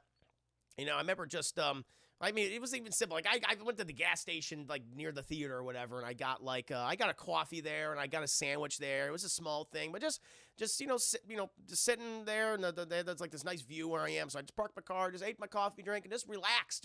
And I drove up to Austin, and I did the I did the show on that Sunday service with Corey and Martin. That was just a good day. It was just a good day of a good day of the beach and eating a lot. That is a perfect day consists of the beach eating. And that is food, enjoying nice food, nice drink, just relaxing, sleeping, just decompressing, chat. Like that to me is a good day. I'm not asking for like a crazy adventure. Those are always good to do. But like for me and what I do in my content and my work schedules, it's good to like just sit back, go for a nice long walk or whatever, maybe work out a little bit. Very simple day for me, chat. That was free having nothing break or go wrong with the apartment. That's a good one. See, yes, definitely. I'm not melting, and I'm not being cooked and boiled in my own juices, chat. Stewed in my own juices. Agreed. Mm-hmm. That's a big one for me. Get my paycheck and getting home early. That's good, though. Okay, I like that. I gotta say, it was a good day. Thank you, Ice Cube. Thank you, Mr. Cube. Oh. Yeah. I'm guilty of mixing liquor. Ooh, yeah, I'll get you drunk quick. And people leaving me the F alone. I mean, that's good too. Sometimes you need quiet time. Sometimes you just need to be by yourself. Like, Chad, that's why it's like, it's always been weird to me where they're like, well, you don't have a roommate? And it's like, no, I don't have a fucking roommate. I want to live by myself. I like my privacy. That's why even it's like if I'm dating someone at the time, like I'm in no rush to like, hey, let's move in with each other. That's a huge fucking commitment. And a lot of things can go wrong during that time. You're like, shit, well, we're not together. And so I very much like my privacy, as the British say, my privacy. Okay? It's good. It's look, yeah, I know. Yeah, I know. Not all people get that, have that ability to do that. Depending on how much they make for a living or whatever circumstance they live in. But no, I really like my privacy. Like, I love doing this, love interacting with people, of course, but someday you just need a day where I want to be the fucking alone. You need those. Well, if the roommate pays for everything, says Chris Sayers. Remember, I can't find my TV remote. Can I move in? I'll allow it. I'll allow it. I'll section off like a quarter of the room for you. You can live there. Relationship versus erotic Sonic fan. Exactly. I mean, I gotta choose. It's like erotic Sonic fan fiction relationship. I gotta choose, Shay. I gotta choose. But no, I really do like my privacy. And you need those days where it's just like I don't want to talk to anybody. I just need this. This is good. But so much of what I do is interact with people and talking to people, and that's fine. I love doing that. But you do need a day where it's just like I can take a break. So it'll be good. Mm-hmm. Koki, by the way, have you ever seen Sonic the Hedgehog from Woodrock? I have not seen Sonic the Hedgehog. Despite the amount of Sonic erotic fan fiction I've read, have not seen Sonic the Hedgehog. All right, I'm sorry, I was distracted for a second. What was the question? The question was, what's my perfect day for me? So I described my perfect working day when I'm able to get like something on all my various platforms. My YouTube channel, my Patreon, my OnlyFans. Prep everything for the stream, so that's going to work very well. Like, to me, that's a perfect working day. Quiet day where it's not working day, just doing whatever I want, decompressing, going on a very long walk, working out a little bit. Like, to me, that's like a really good day. It's not even has to be crazy or anything. It's just quiet, sleeping, napping. Napping is great. I love napping. How do you plan to explain your OnlyFans to your future partner? Good question. Good question. I don't know. That's future Chris's problem. Who says they have to know about it? Maybe when we do taxes, we're going to separate taxes all the same. Like, oh, you have an OnlyFans? Like, oh, no. They don't know about it yet. Whoever they may or may not be. I am like a cat when it comes to relationships. I enjoy your company, but I feel like you need your me time. You need your me time. It's true. It's absolutely true, Chet. It's very important. It's healthy. Mm-hmm. Because if you're constantly like engaged or you have to be around other people, you're gonna fucking flip out one day. You're gonna freak out, and you need your time to just. And it's healthy. Everyone needs it, Chet. Just accept Chris's very much so. It's like it's a part of me, honey. It's a part of me. You gotta live with it. Live with it or don't. But the costume, Sonic, is always a part of me. He's always there, Chet. Oh Lord. Very good question, Deadpool. Very good question. This is the fifth question, which I think after this one, then we'll move on to Carmen Hazel. So I'll save the rest of your questions, Deadpool, for upcoming Class in a Glass cast. These are all very good. These are very, very fun. They've inspired a lot of good conversations. She might like Chris to wear the sock suit outfit during sex. That might happen. She might like that. I used to go walk around the woods when I was younger, and that day was bumpy. That's good. That's good. That's good, man. No, it's good to go walk around and enjoy nature and things. Have the sun shine your face, feel the wind on your hair. Like those are legitimately good things. Thank you. thank you so much. We got a new follower chat. Golden Tiger Claws, 2007. Thank you for the follow. I hope you've been enjoying yourself. It's been a fun time here. I'm reclusive. No one leaves me alone. The bird of being liked. Oh, no. It's funny. That's very funny. Freak flags are at full mass. They have to be. I mean, when you're a streamer, you're going to be a little weird. That's always going to come across you. I think you have to be like a little weird to do this, to be a streamer, to be so engaged with people. Like you're always, it's like you're not, you know, you can't be normal. I don't think you can be normal. Like there's a little, you know, oddness to streamers. There's a little quirkiness to streamers. I think there are people that do this or engage on YouTube and things. I think that has to be a part of them. You know, they're not, you know, they can't be typical. They got to be atypical. Chris Sonic and my playroom girlfriend, like your Xbox and stuff? Yes. That's a great fucking line.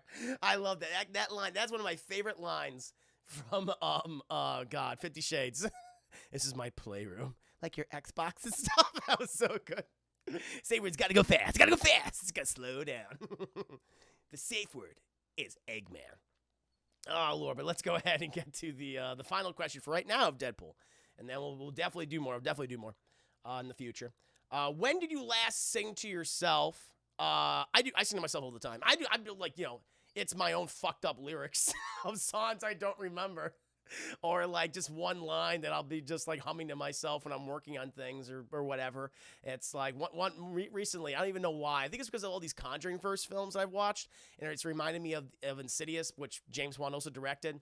But it's that tiptoe through the tulips with me. I just been humming that. You've heard me do that in stream chat, and I'm like crazy. I'll just be walking. You know, doing my walk. Meanwhile, people just all around.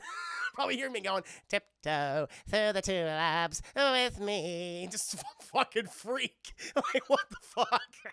What's wrong with him? Just that little dancing boy from Insidious, like, tiptoe through the tulips with me. Like all that. Like, I love that song. Oh, Lord. It's just fun. I just really like that. Yeah, it's a catchy song, very much so. And then the last time I saw to someone else, I think it was yesterday to you guys. He's always singing to you. So it was, what song did I butcher? Wasn't the one that Color Me Hazel requested? I think it was that one. And I butchered it real bad. By saying, I'm just going to cross the street now. Tiptoe through the tulips with me. Which will you do, Annabelle or The Nun? Well, I've already done Annabelle review, and I've done a commentary for it. You can find them on my patrons at the $2 tier level. And you can also go back and listen to the review as well. But I've done, in terms of reviews, I've done Conjuring 1 and 2, and I've done Annabelle. And we did a watch party for Conjuring 3, which came out this past Friday, which was, you know, it was fun. But I will probably not be doing any more Conjuring reviews until I finish the Fast and Furious. Next week, Chad, Monday, I'm going to do all the Fast and Furious movies. I'm starting with the original, all the way up to 8. Also, Hobbs and Shaw. Do the impending release of F9. And then maybe after that, I will do, I'll do the other Conjuring verse movies. So I'll do, I won't do Conjuring 3 since we already did a watch party. For me, I'll do it like someday. But I'll do like Annabelle Creation, and then Annabelle Comes Home, and probably do The Nun as well. And I guess La Llorona. I guess I'll do La Llorona too. Probably end up doing that one, chat. Yeah, those are the ones I can think of. So yeah, when we get to it, we get to it. Nun, so I heard The Nun is super, super bad. I think, yeah, I've always heard, like, Annabelle was awful. Like, I give the movie a fuck you because I was like, this is such a goddamn waste of time. That ending was just offensive to me. But I heard The Nun is really bad. And it's like, oh, God. And Llorona is not that great either. But hey, I had to look forward to Annabelle, the 2, or Annabelle Creation or something. I forget the name of it, but the second one, that might be my favorite Conjuring first film. I like the second Annabelle a lot. That was a good movie. I never saw the third one. I heard it's kind of like mediocre. So it's better than the original one. Not nearly as good as 2. It's kind of like in the middle. So it's like, all right. So we'll see, Chad. We'll see. I'll have John Noble in Conjuring 3. So I'm going to talk about John Noble tomorrow. I got some things to bring up. Like, he's a good actor. Like, he did his job in this film, but there's some things he does in these types of movies. He's very much playing the same character nowadays. It's like, oh, here he is, just being fucking weird. Deadpool, thank you so much. What was that for 10 biddies? I think that was 10 biddies. Thank you, Deadpool. I sat down with the girl I had a crush on, did all 36 of these questions with her. And the questions, you're supposed to gaze in their eyes to each other for 5 minutes. I don't think I could do that. We could try that, Jay. We could try that when I finish all these questions. See what happens. Oh, Lord. There's a man of a stutter who got sent to jail. He died before he could finish his sentence. Ha! I do a drink game when watching Nun. You'll find my boy. How? Drink game for what? For which? What happens with the jump scares or something? Or the nun going with her fucking teeth? Chris, you son of a bitch, or something. Oh, sorry. I'm sorry. Jewish, every time you hear that damn hum and every saying, oh, the hum. Gotcha. Yeah. Was that hum in the Conjuring too? Because the nun is the spoiler. The nun is the main villain of the Conjuring too. It's not Bill Sykes. Get out of my house. He's actually a proxy, along with the Crooked Man to the nun. So I didn't ever explain. Is the Crooked Man just like a ghost that the nun controlled? I don't know. I still don't understand. I think that is what was happening in the Conjuring 2. I know Bill Sykes was, but I was still unsure about unless the Crooked Man is literally the nun in a new form. The Crooked Man's his own thing. So the Crooked Man was just under the control of the nun, like she captured him along with Bill Sykes, I suppose. Because I know the Crooked Man's getting his own movie. I mean, that's been in production in some form since 2018, I believe. When I recall, because I read it on Wikipedia because I was doing prep for all of these movies and inevitable Conjuring 3 review. So, Crooked Man shit was kind of dumb. Well, it didn't, I wasn't scared by the Crooked Man at all. Like, I'm just like, the Crooked Man rocks the Crooked Mile. I'm just like, yeah, it didn't scare me. And that was some of the worst CGI, I think, in the movie. That was bad. It was just like, it just doesn't really fit with what's going on. He was a pawn too. Yeah. No, I'm interested to see what they'll do with it. But I wasn't scared by the Crooked Man. I mean, I wasn't scared by the nun either, so there was that. Yeah.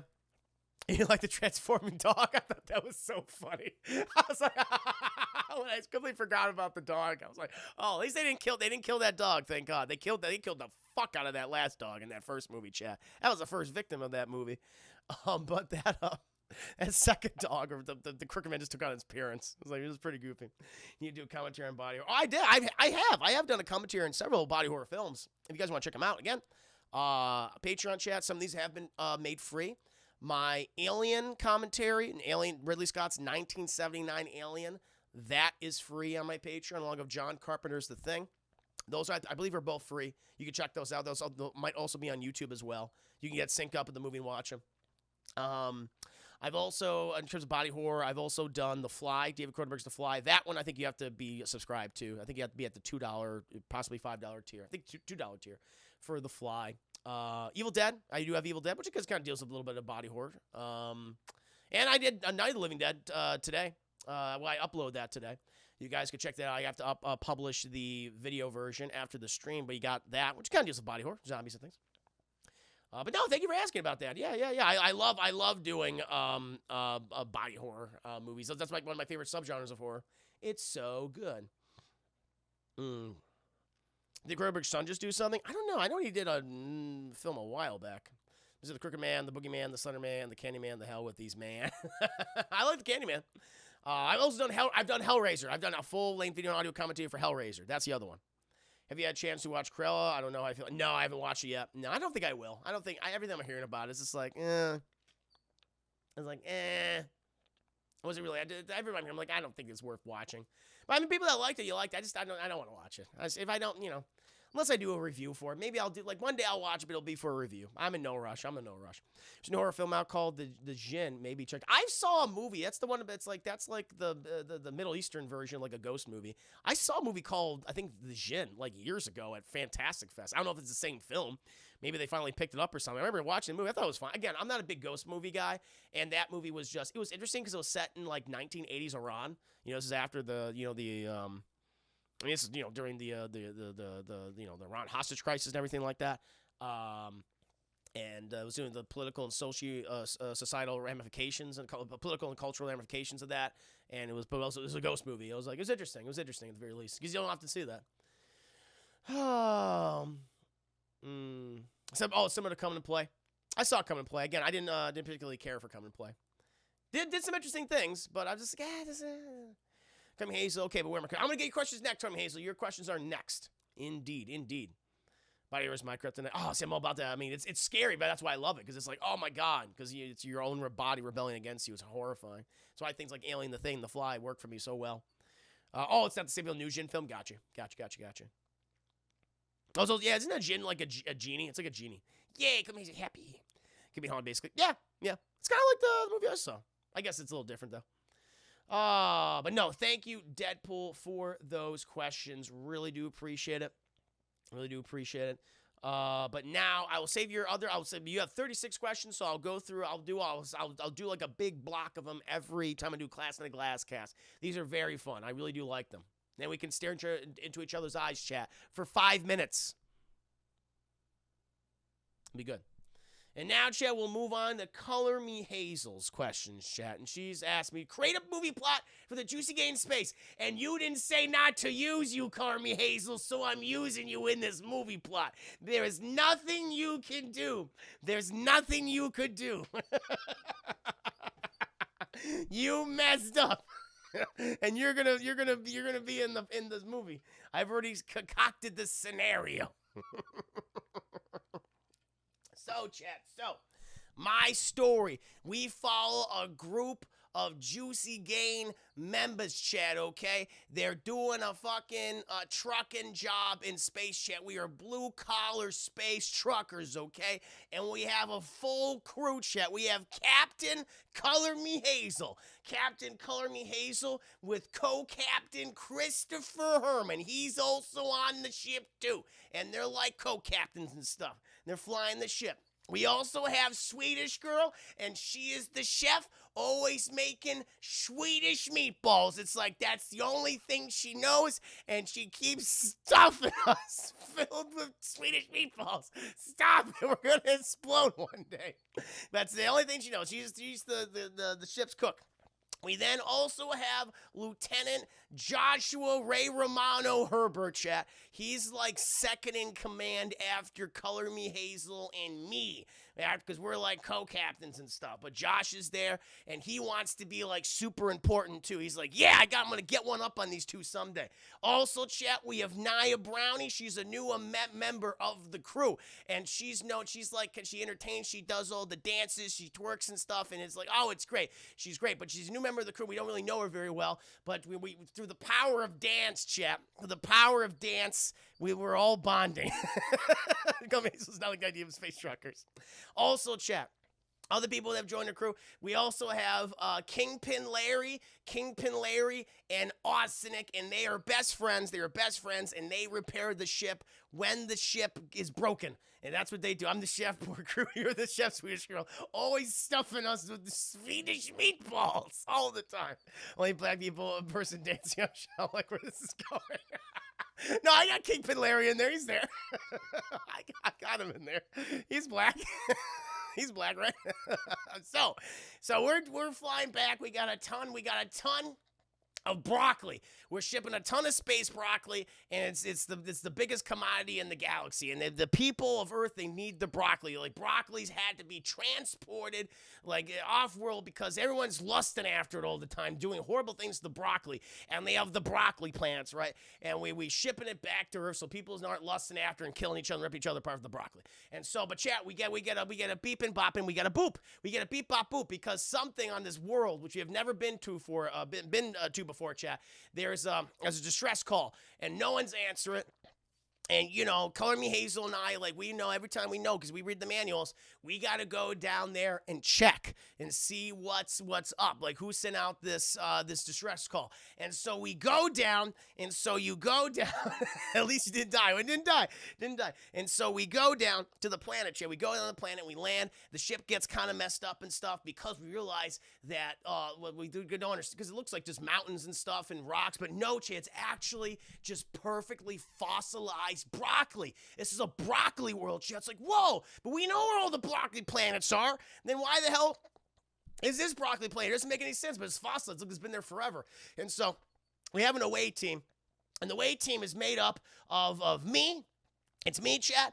We also have Swedish girl. Swedish girl's there because she wants to get some broccoli to put in today's Swedish meatballs, some broccoli meatballs.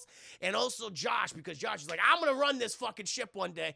And he wants to get one up on us. And so we go out there, chat, and we're excavating, and we find this ancient alien vessel. We find this alien vessel, chat, and we see in the vessel, like we see this alien, and he's a broccoli boy. He's like, ah!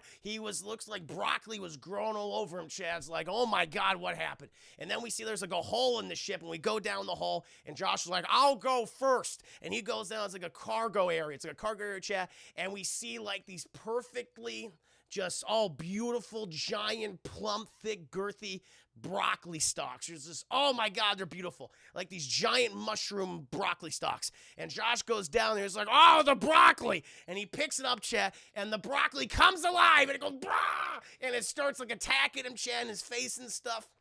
And all the little green like fuzzies are in his mouth. And eventually we come down there and we get him. We carry Josh, who was always filled with all the broccoli. He's like, my tummy's filled with broccoli. And then we gotta go back. And Naya, color me Hazel, not Naya. She's dancing during this whole time. So we go back to the ship. Help it, Deborah. Help it. Deborah's not here anymore. We take her back. She was like, my tummy's filled with broccoli. We go back and we see like Courtney Hazel's like, listen, I can't let you in the ship because I don't know what the fuck's wrong with Josh. He's looking a little swollen. He's filled with all the broccoli. And we're like, let us in. This is not good. He's gonna die out here. And meanwhile, Nia Brownie, she's just fucking dancing. She's just dancing like she's supposed to be watching, but one of her dance moves, she goes, boom! She's twerking, and her butt hits a button. Boom, hit button butt. And it opens the airlock. We come in, and we put Joshua in the quarantine. He's like, I don't feel so good. But we monitor him, and he's okay. He's doing okay. Naya, she's making sure he's all right. He's like, he seems to be fine. He seems to be fine. You just dance. Hey, well, you know what? We'll just do a little dance, Josh. And so Naya and Josh do a little dance, and it helps his tummy, helps move things around. Just stop. Take responsibility. No. Fine. Call me Hazel, Nia Brownie. I'm sorry I mistaken your names. I confused you again. I take responsibility. I take responsibility. I hate it here. So, after that, after the little dance that Nia does of Josh and it helps his tum-tum, the ship's repaired, we go out into outer space, we gotta deliver the broccoli. We gotta deliver the broccoli back. We all sit down for dinner, and Josh, I need broccoli. And he's like, I need to eat more of the broccoli. And he eats all the broccoli on the table. He's like, Josh, this is our broccoli. He's like, no! And he's like, and he's like, oh, no! And his tummy gets all big, and he says, oh, no, shit, oh, no! Because he births a broccoli boy abomination. And it's nyah. And we're like, oh, my God! Holy shit. And Naya's just dancing like, oh, don't touch it. Don't touch it. Don't touch it. Like, okay. And so we take what's left of Josh's body, we put him in an airlock and just vent him. We don't want anything coming out of him anymore. And we're like, well, shit, we got a broccoli abomination. Nyah. This isn't good. This is not good. So let's separate into teams and like take this fucking thing down, right? And so Kingpin Larry and Osnick, they form their own little team. And, but Osnick, he gets separated from his big pal, his best friend, Kingpin Larry. And he wanders off. He's like, guys, where are you? And he goes in a room and he sees shit. It's just a room just covered in fucking greenery. It's like just covered in broccoli. He's like, what could have done this? Little does he fucking know, chat, that a broccoli abomination is using it as camouflage. And it envelops him, chat. It vores Osnick and it goes back into the environment. It gets absorbed back into like that Homer Simpson gif when he goes into the bush again, chat. It's just like that. Even though Kingpin Larry and Carmy Hazel, they run in, it's like, this is not good. This is not good. It's very bad. And, Lambert, Swedish girl, Swedish girl. I might be basing this off of Alien. Swedish girl, she blames herself for what happened. She's like, was it the meatballs? No, Swedish girl. It was not the meatballs. She's like, are you sure? No, it was the broccoli. It was the broccoli that did it. Okay? It wasn't your Yorkshire Swedish meatballs, okay? It's not that. So she was like, I gotta go. Have a good evening, all. Have a good evening. Uh, you might be the Swedish chef, Swedish girl, but it was not your meatballs, okay? It was the broccoli. So after this, we were like, okay, well, we gotta figure out this thing. So I'm like, all right, that's fine. I volunteer. I work. Clearly, it's using the ship's ventilation ducts to move around and form more broccoli ecosystems. And so I go into one of them. I want this animation short. Yes, it's gonna happen. And so I go down in there, and I'm like, shit. Is it like we also have the broccoli detector? So we all have broccoli detectors, see if broccoli's nearby. And this broccoli's like moving a lot. And it's very big, and so I'll be able to tell where it is. And so I'm looking around for this fucking thing. Eventually, I'm like, I don't know where the broccoli. Everything looks like broccoli to me. I gotta leave. And then Swedish girl who has the fucking tracker is like, Bjork. And I'm like, I don't speak Swedish. What does that mean? Bjork. I'm like, what? And it's too late. It's too late because then I'm Bjork. And I'm taken by the broccoli abomination, so I die. I don't know what's happening anymore. That's fine. I'm taken by the broccoli abomination. After that, no one's having a good time. Swedish girl's upset. Kingpin Larry's very upset about the situation. Carmen Hazel's upset. Like, we got to get the fuck out of here. And she's like, well, at this point, fuck the ship. Let's just blow it up. But Naya's just like, no, we can't do that. We can't be blowing up any goddamn ships or nothing. It's like, that's the last thing that we can do. And at this point, she's like, well, I'm going to go see what the directive is about this whole thing. Like, why we were sent down here to begin with. And so, call me Hazel. She goes, you're fucking what? She goes, to the main computer room chat. And she's like, she goes to chat. That's the name of the computer room, chat. And she's like, looks up what was going on. And apparently the company they work for, they purposely sent them down there to obtain the broccoli abomination boy. So to attach itself, breed, and just pop out of you. She's like, no! And Nia Brownie just comes in there dancing and saying, listen, it was this, I can explain everything. And then she's like, you can't explain nothing, Nia. And then she's like, Nia, you're calling me Hazel. I got both confused because both in the same scene. Calling me Hazel slaps Nia. And Nia's like, oh, no, you didn't. And then she goes to attack, but she's using dance moves and shit. It's just like Michael Jackson dance moves. And she's like attacking, calling me Hazel. And she's like, attacking her on top of her and shit. And eventually, Kingpin Larry and Swedish Girl, they come in there. And they're like, we can't get her off. Call me Hazel. And so, Swedish Girl, she brings in this big old pot of Swedish meatballs, and she dumps them. She dumps them all on Nia Brownie. She's like, no! This is Alien. No, it's not. It's an original film. It's an original film from Christopher Herman. Original idea. And she dumps, they didn't dump the fucking Swedish meatballs on Ash. And so you dump it, and she's like, oh, but does not compute. And she's, no! And she explodes. She explodes, and you realize, chat, she was a brownie. It was a brownie abomination. I'm like, oh, she's a brownie. This is the worst thing ever. We can't have this. And they kind of cobbled it back together using like mushy meatball water with brownie. And they want to figure out like what happened. And apparently, Nia Brownie, she was sent there as a sleeper agent, always dancing. So it's the person you least suspect. Who's going to suspect someone just likes to fucking dance? Is this Alien? You put me in me exactly. I absolutely do. I knew you wouldn't like it. And that's why I did it. And she says, like, we needed to find the broccoli boy abomination to solve the broccoli problems on Earth. If we brought us a broccoli boy, everyone would stop eating broccoli, okay, because it's too much, because they wouldn't eat like a broccoli that is like super advanced and destructive. Anyway, they would fight back. And so we're going to bring back to the plants. Everyone stop eating broccoli, and then we can have it for ourselves. They're like, Nia, that's crazy. She goes, I know, I'm sorry, but I'm a brownie. And they're like, that's true. And they dump the rest of the meatballs and water on her, and she's kaput. But at this point, Swedish Girl and Kingpin Larry and Carmen Hazel, we got to get the fuck out of here. Cancel Chris. Why you canceling me? What'd I do? What did I do? It would epic twist. That move an epic twist. And so we're taking nothing. I know exactly.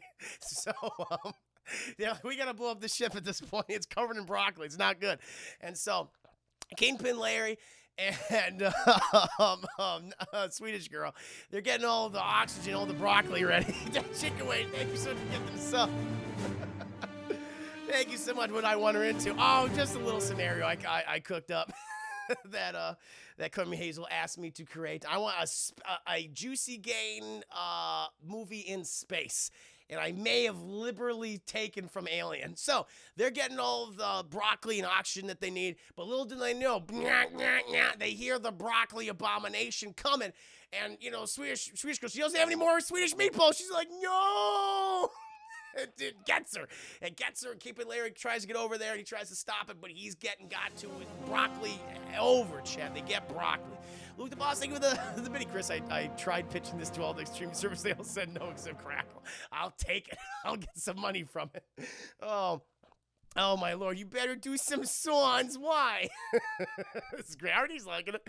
And so, Swedish girl, she's not Bjorken anymore. She's gone. Keeping Larry, he's gone, chat.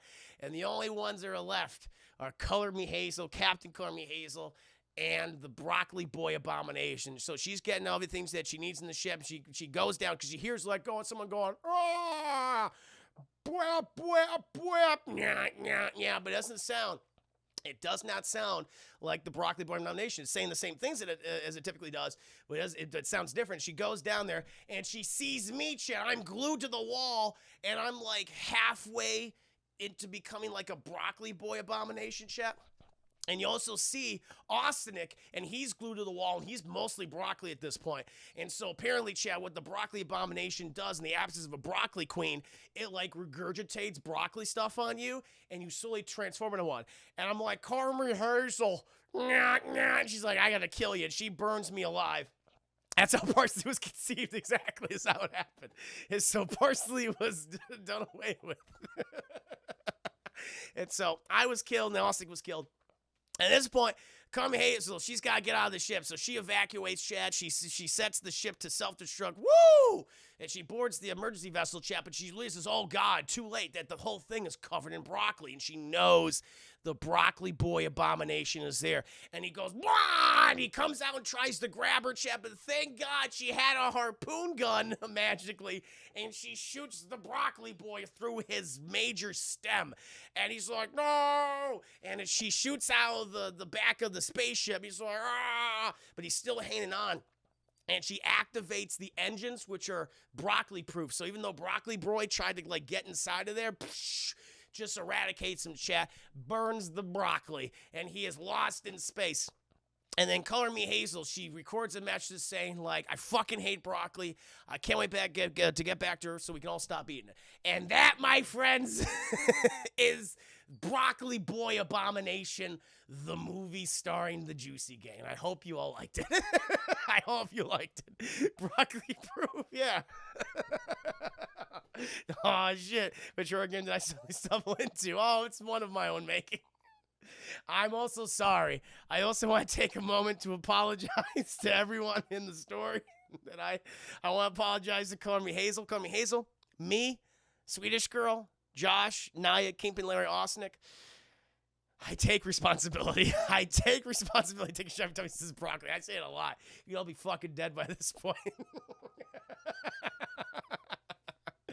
Oh, Lord. There you go. You're welcome. I hope you enjoyed the story that I had. It was pretty. I think it's a good one. I think you liked it. If you're feeling the buzz, apologies, no one. This is just, yay. No, I'm not even drunk. That's just me.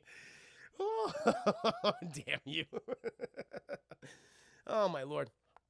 Yay. See, you liked it. You all liked it, chat. There we go. Oh, Lord. Let's get to the rest of Color Me Hazel's scratch. He's like, I'm good. I'm good. You don't have to answer anymore. Let's see what we got here. Now, here we go, chat. Who in the Juicy Game do you believe would win a Survivor show and who would lose miserably? Oh, my God. Who would win a Survivor show? Let's see here. Josh, because he would betray everybody. He'd be like that. Like, I'm going to help everybody out. But he'd be like that Danny DeVito type. We remember that scene in Always Sunny in Philadelphia where you have that one character who's falling off the building. He's like, reach for me, brother, reach for me. And at the last minute, Josh would be Danny DeVito like, no, the fuck you will. And like hit you with a goddamn like a block of wood and you drop him. He's like that. I think he'd be like that. So I think Josh would inevitably, he would at least come, it would come down to one other person in Josh. Because he would like systematically take out all the other survivors in like really nefarious ways. So definitely that. Definitely Josh is up there. I'm trying to think who else would win. I'm trying to think who else would win in that scenario. I mean, maybe Naya, because we'd all be fighting each other and she'd just be dancing in the chaos and we would forget about her. And then she'd be like the last one living. Like that is a distinct possibility of that happening. Because we're like, oh, she's not a threat. But then because she just did the comes naturally, you know, that we would just ignore. And then boom, she's crowned queen of Survivor or whatever. That's a possibility. Who would be miserable? Me. I would be miserable at it because I would be like trying to play everybody, but it would never blow up in my fucking face. And we're gonna annoy you. Don't sacrifice me to somebody. Like I'd be like, it'd be like Lord of the Flies. People get sick of me and they would sacrifice me. I don't think I would do very well. Super Tupac, I don't think would do very well. Because especially if I'm forming like alliances with people, he would inevitably just make himself, even if he's not guilty, he would just make himself look guilty, and Super Tupac would absolutely be taken out. No question about that. Like me, Super Tupac, we would be the worst. But Josh and Naya have a good chance of winning. Josh with his underhandedness and Naya with just kind of being irrelevant to the Survivor scenario. I hope I wasn't offensive. Just dancing, just like, yeah. I'm only with dancing in the chaos. This would help me anyway. I mean, maybe that. Maybe. I guess that's also true. Mike says I would create the show. Do it. Damn. What'd I do? What'd I say? I'm sorry. Maybe your military training could help. I didn't consider that. It's true. It might be a possibility. After you're done dancing, you'd be like, all right, I can shoot somebody now. I can start a fire. Those would be my choices. Oh, that chicken wing with the 10 gifted subs. That is the support I'm talking about. No, I'm just going to twerk in oblivion. Yay. There you go. Oh, my God. Dance My Puppets Dance. Dad, she went, thank you for the 10 gifted subs, buddy. That's amazing. We're just tickled pink right here, Isaac. It's been a really, really fun night. This is a Class in the Glass cast for the ages. I've enjoyed myself. Cheers to salute you. Thank you. Thank you for the 10 gifted subs. Congratulations to all those people. Probably was a 5 minutes of ad-free viewing. Some good stuff there, chat. Very nice. Very, very nice. Oh, Lord. Who's going to be serenaded by this? You're going to be serenaded by this for a second. Whew. I got the vapors. I'm on a massive amount of painkillers to break my jaw. Oh, no! Ignore me. So, if I say, no, you're good, man. No, I mean, listen. You do what you got to do. I'm sorry about that. So you got to deal with that pain right now. Moving Chris to the women. You're dancing. You're in the kitchen making food for the men. I didn't say it that way. No, Carmen Hazel was the captain of the ship. Don't pull that. And I Swedish girl because you're like the Swedish chef. Don't do that.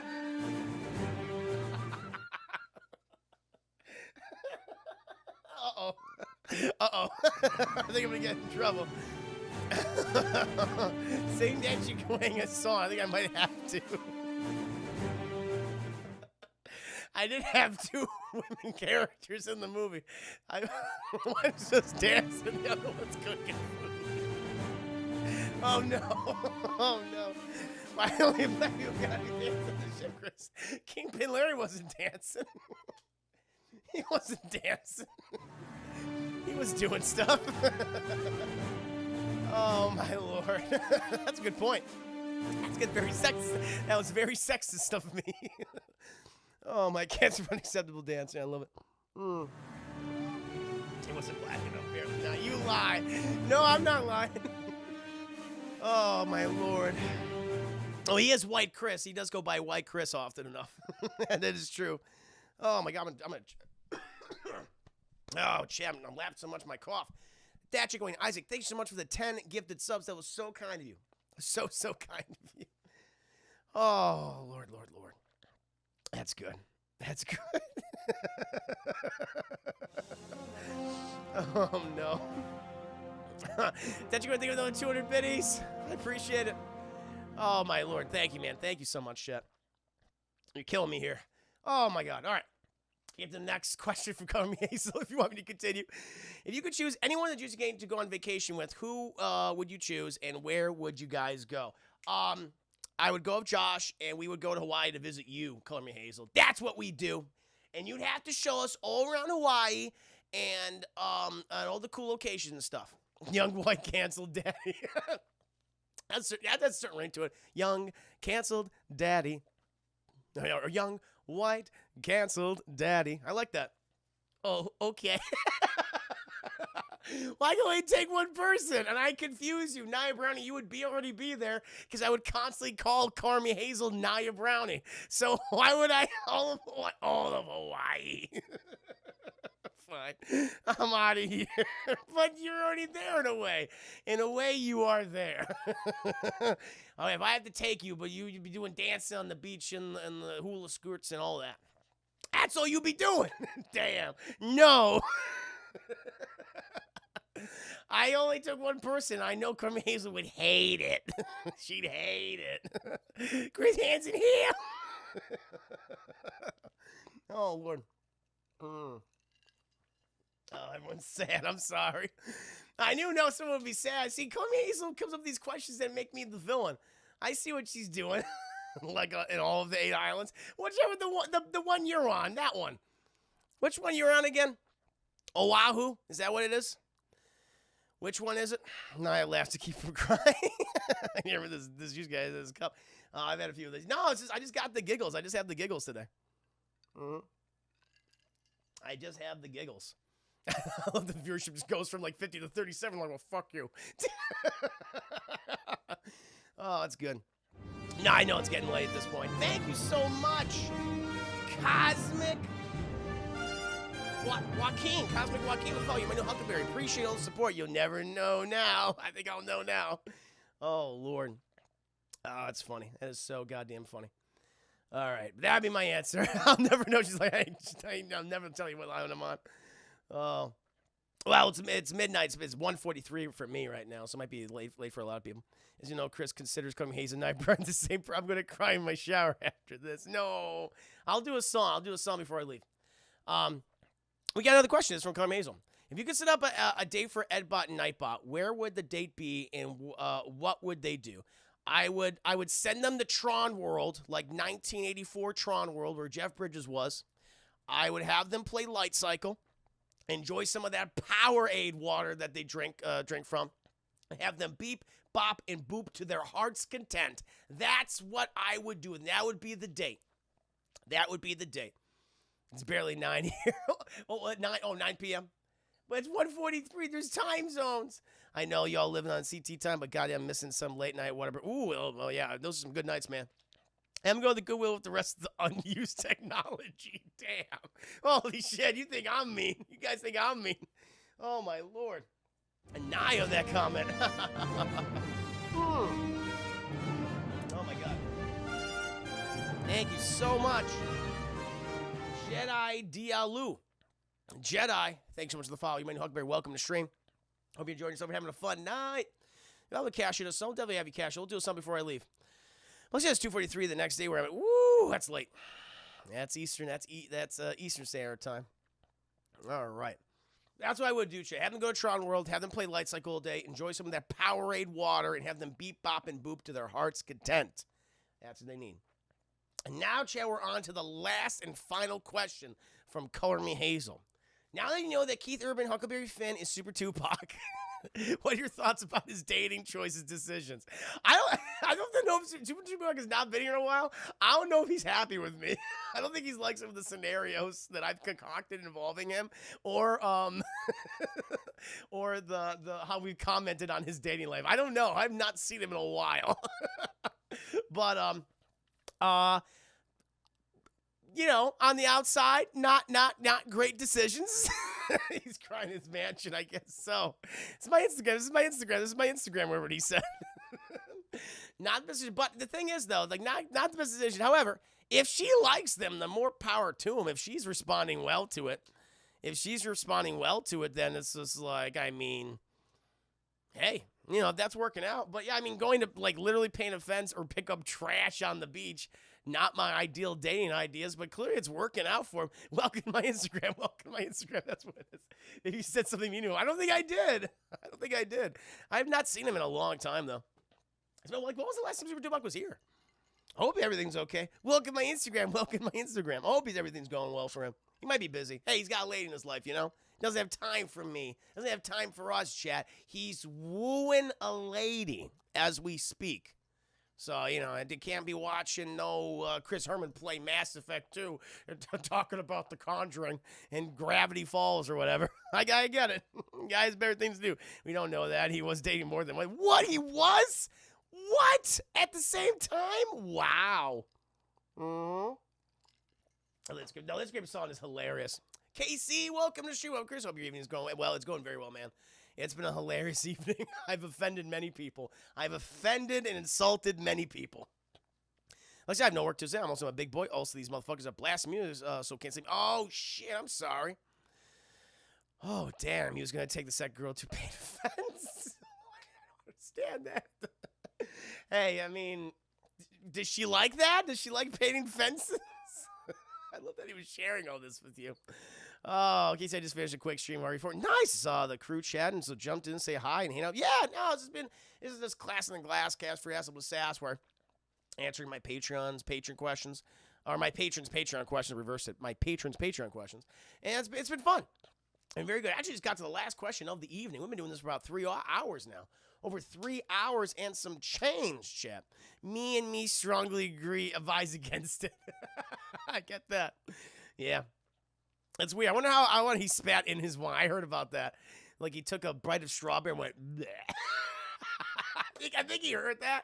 I think he heard that and said, fuck you. I don't think he's ever been back here. Oh, Lord. What's this finger count? What is that? What is this? I don't know what the hell that is. Oh. I'm going to go refill this hookah bowl. Hoping to hear tune while I'm doing it if you're ready. Oh, yeah, I got to do something. I'll do some songs. But that brings the end of the question. I mean, they answered the question super top. I mean, listen, apparently it's working. And ladies are loving him apparently they love doing chores with him. So that's pretty good. That's a good start, foundation for a relationship. If they just love doing, like, you know, mundane yard work with you, that's pretty good. Dude, watch the clip. It's freaking. What is this? What is it? Yeah, look at that. Who is this? I don't know who this is. Hi.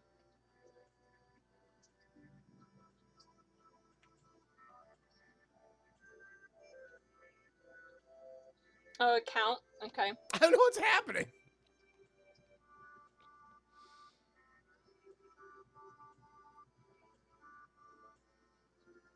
No, I know she has more fingers. She's got like 12 fingers. No. What'd I do? Oh, no, fair enough. Now he took our advice. He took the second girl on a picnic where he proceeded to spit fruit in his wine. I guess not. That's a thing? Yeah. Yeah, some people have 6 fingers. I knew a kid who had 6 fingers in his one hand. Yeah. I just think some people are born with extra limbs. Some people are born with extra digits. Yeah, I knew a kid who had 6 fingers on his right hand. Yeah. No, it's been a thing for a while. I was like, what the fuck? I don't know. Okay. Chris Evans is like, holy shit. And you're gonna have 6 fingers in each hand, extra toes. What? I got everything. Yeah, man. People are born with like extra digits and stuff. Sometimes, yeah. I mean, I knew a kid who had like, I don't know. It looked like he had like an extra ring finger. It was like a same finger. It was part of his hand. Get you good. I knew I had people who have 4 digits on hand, but no, they can have like up to, they have an extra 5th finger, or, you know, well, a 6th finger, you know what I'm saying. I knew a guy that had a 2nd thumb, yeah. I knew a girl who had, and I feel sorry for her, that she had She only had 2 fingers on her hand. She had 2 fingers and a thumb. That was it. I remember that. Yeah. Did you hear about the guy with 2 fuck street peens? No. Oh my God. Did he do porn? He should have done porn if he didn't. It'd be a huge opportunity. He didn't want to be defined by his peens. Man. Jesus Christ. That would have been interesting. I mean, were they like, he should have. Were they like around the same place? Were they like side to side, like right to left, or were they up? Like was one's on top, the other was on the bottom? And I want to look out. Let's see what that looks like. I want to look it up now. Oh Lord. Yeah. They were side to side. Interesting. So it was like wide. He's got a wideness instead of that. Yeah. Damn. Well, so they could both. I mean, they were both functional, so they can both get erect. Huh. Well, I guess they would, because you're, I don't know. Like, how would that work? Like, if he's jerking off one, would the other one also get erect too? I imagine so. I don't know. Maybe not. How would that work? I don't know. Yeah. A lot to consider, chat. A lot to consider. How we get here? I don't know. You brought it up. It's you. You did it. You brought up this fucking finger. I was like, oh, the girl's more fingers than usual. That's fine. It's you, Christian. You know the answer. Don't try to twist this. It's you that brought this up. Oh, my Lord. Have you tried out KO City yet? Speaking of erections. How do I say your name? Wojciechowski. Wojciechowski. Yes, I play a little bit of it on stream. I want to play more of it in the future. I will definitely play more. I really like the game a lot. I know that I did the trial, and now I will do, I'll buy the game, and we'll play more of it. I think it's on Game Pass, isn't it? So, play on Xbox One. But, chat, that brings an end to the questions. Carmi Hazel, I hoped you like your answers. I hoped you like all the answers I gave you, and thank you so much for being a Revenite subscriber on my Patreon. Thank you. Thank you so much. It was very, very kind of you. Everyone who have had 2 separate pregnancies because they have 2. Wow. Vaginas? What? That's crazy. I didn't know that. Interesting. I guess it makes sense. So they're like 2 pregnancies going on at the same time. How does that fucking work? Wow. That's crazy.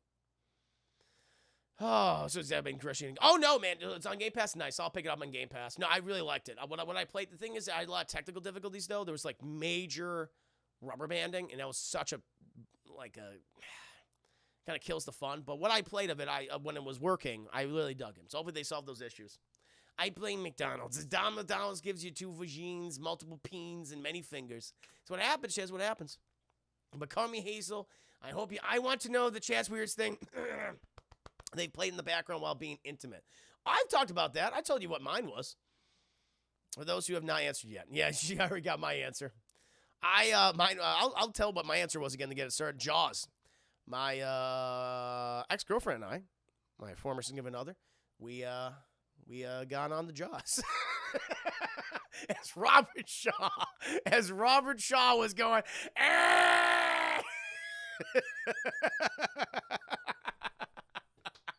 we were Netflix and chilling, to say the least. So every time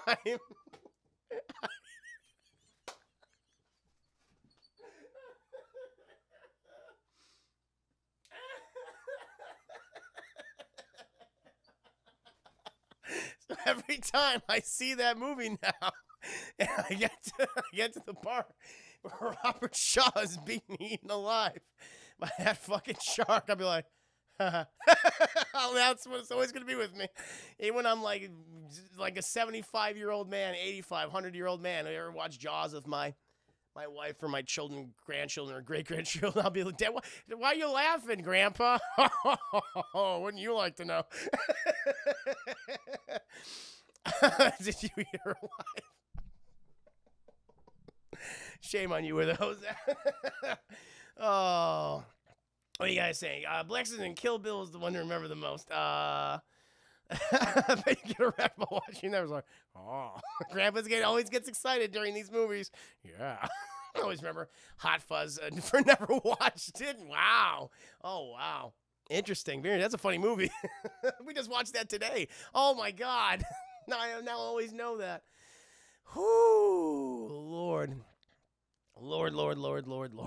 I love that no one's like, very few people are answering this question. Everyone's like, Hey, I told you, Jaws. Jaws was that one. There's been other ones. I'll think of some. No, I can think of. I'll tell you a few more. I got a few more, chat. Kingsman, The Secret Service, and Krampus. Krampus. I did. Those are the ones I think. There's probably been others. But those are the movies I can distinctly remember. Countless stand-up specials.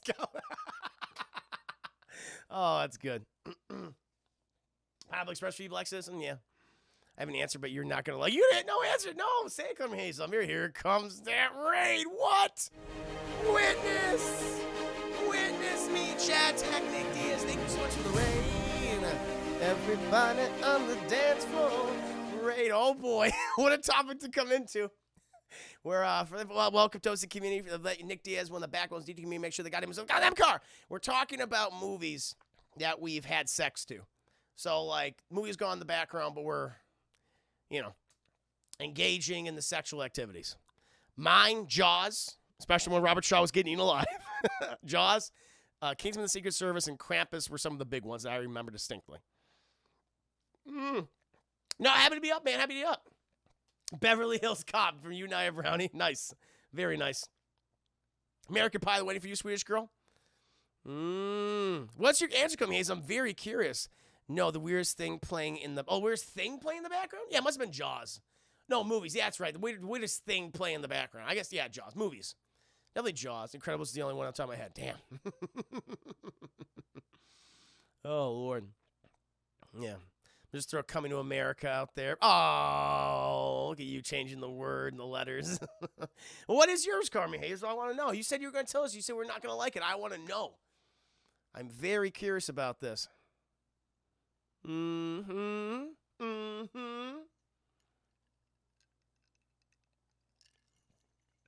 What do you mean no? You said you would. You were a liar. You said, I have an answer, but you're not going to like it. And now you're going, no. That's not fair. Wait, y'all talking about weird things playing in the background during the late night stuff? Yeah, that was a question.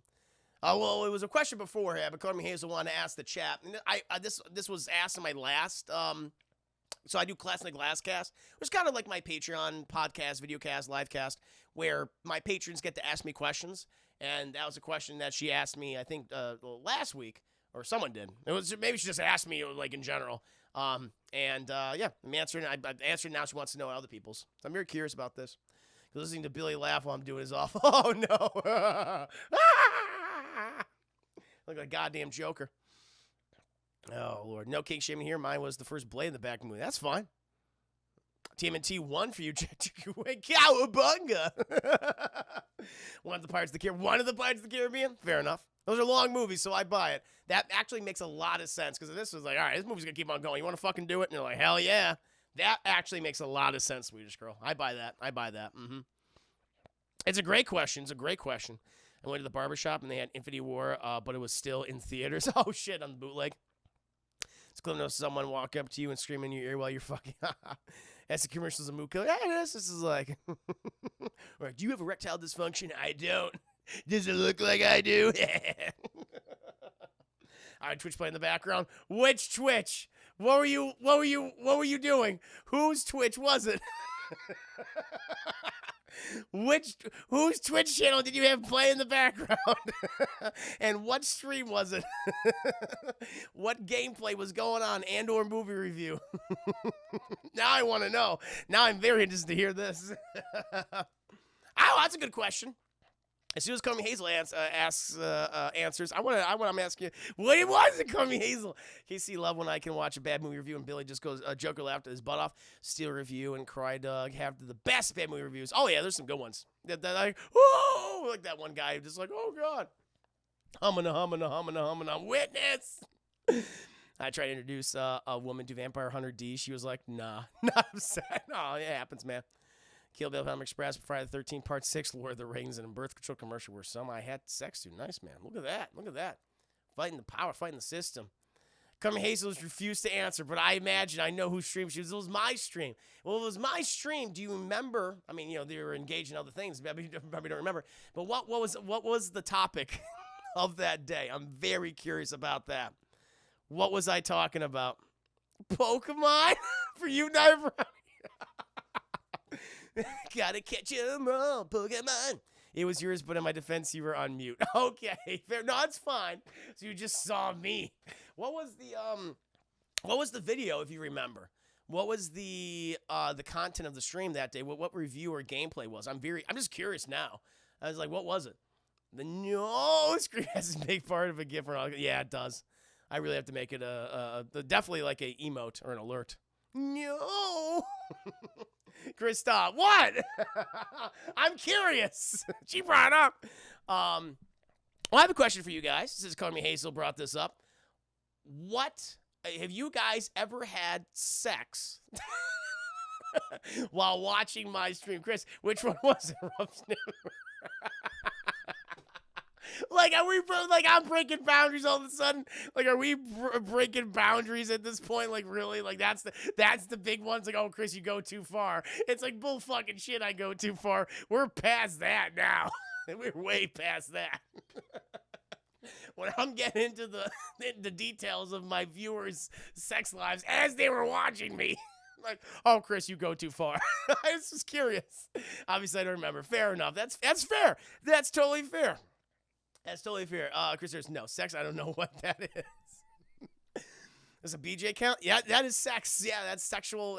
That is sexual content. So yeah. Yeah, so that does count. Boom. All right, we got people in here. Very nice. This is interesting. This is good. The theme is inspirational. Says he gotta be the very best. The very best. Like no one ever was. Bum bum bum bum. Train them as my true test. To catch them is my. I fucking remember it. While watching the Juicy Pimp during the stream, open the suggestions. The theme is inspirational. It is so inspirational. So that's cool. That's very cool. We learn a lot about each other today, chat. We learn a lot about each other. But chat, I put Netflix. But Netflix is, I mean, that's what happens. Yeah, because, you're dating a, boyfriend, girlfriend, or what have you. And, when you're just with your significant other or whatever, wife or husband or something. And then, you're just sitting there. It's like, all right, fuck it. Let's just do it. That's what happens. That's what always fucking happens. That's what happens. It's like, all right, we're horny. Go for it. Until you work out. No, I'm not saying I don't like it. I'm just amused. I'm very, very amused by it. I'm not mad. I think it's funny. I think it's very, very funny. But that Netflix and chill thing, that is so goddamn true. It's so true. So true. That's what happened with, Jaws. Me and my former girlfriend. Yep. Mm-hmm. You got a BJ. I work and watch your stream. Got a BJ in the car after the tattoo. There you go. Well, boom. You had a productive evening. Just gonna say, an empty movie theater kind of hot when it's just you and that significant other. Fair enough. Fair enough. Never. I'm retired. I was like, I'm done. I'm good. Well, chat. This is the thank you for all your questions. Again, thank you so much to Vanispheres. Thank you, Deadpool. Thank you, Carmi Hazel. These are some very good questions, chat. Very good. Wait, did you save her number as John? No, I did not. This is I think Saturday is the best day to do this from now on, just because I had so much time to answer. I mean, this is good. It was just good to, expand upon and answer other people's questions. We've been doing this for 3.5 hours, chat. So this is the way we're going to do it from now on. And I'll do the TV reviews on Thursdays, chat. So we're just going to move that over because it won't take as long, excuse me, to do the TV reviews on Thursday, chat. So yeah, it'll work out. I think it'll work out, especially when we're, doing 8-Bit Crumbs and the trivia show, and those going to be at 8:30, so I'll be able to maybe even do this a little earlier in the day, like around 4 or something, the TV reviews, maybe do a little gameplay or mobile shenanigans. So it'll all work out, chat. It'll all work. Saturday's going to be a busy day, though. But now, chat, let's get to the songs. Let's get to those songs, chat. Boom. Let's go ahead and do a dead chicken wing. What? Woo.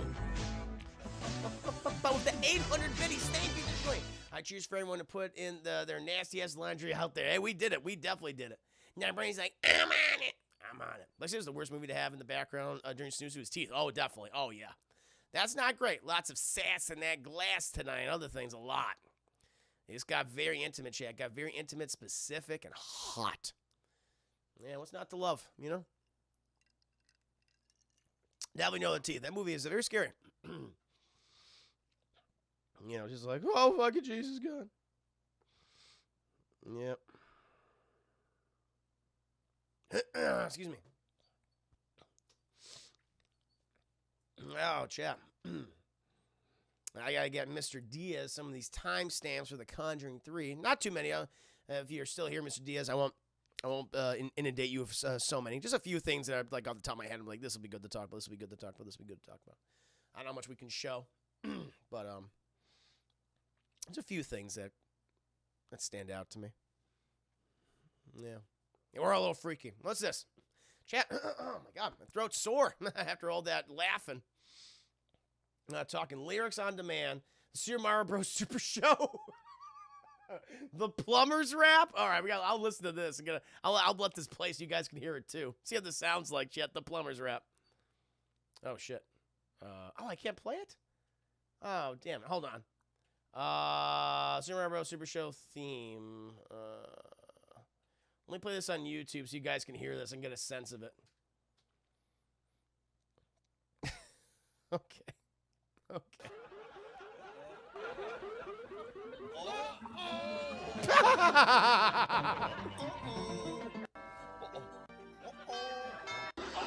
Oh, this is all the uh-ohs. I was like, what the fuck is happening? Oh, it's not the song.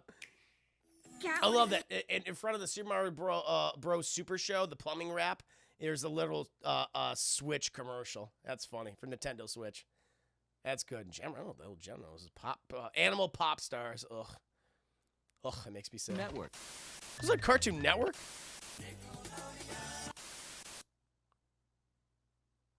Just want to hear this. Hey, paisanos, it's the Super Mario Bros. Hey, you fucks, how you doing? It's me, Mario. Okay. With the Mario Brothers and plumbing's a game, we're not like the others who get all the Oh, this fucking shit. Yeah, I've seen this before. I've seen part of that. I think Corey showed me this one time. They have like an animated segment, but that's not most of the show. Jesus Christ. Oh, grab my arms. Word.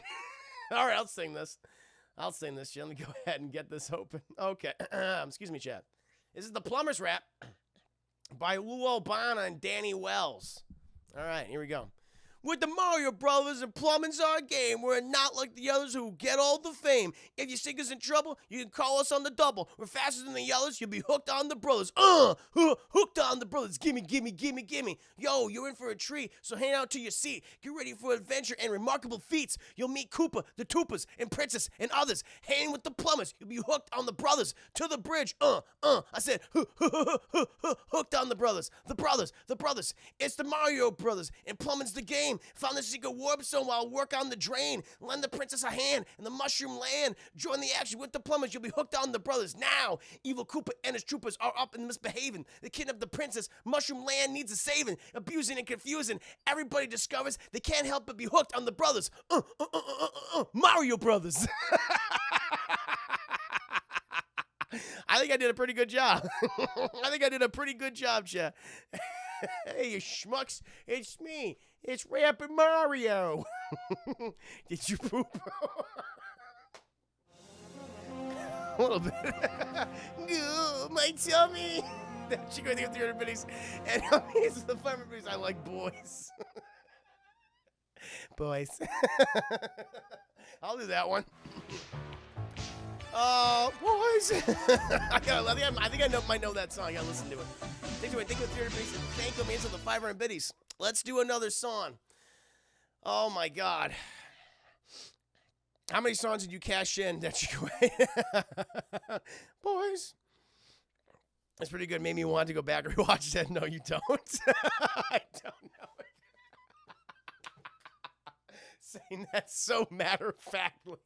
Like not even he has a bazillion. Oh no. I'll do another one. You want me to do the boys song, chat? I like boys. I don't know it. I love this no like little laughing emo, just like she's like, No. No, you don't. Just so sad.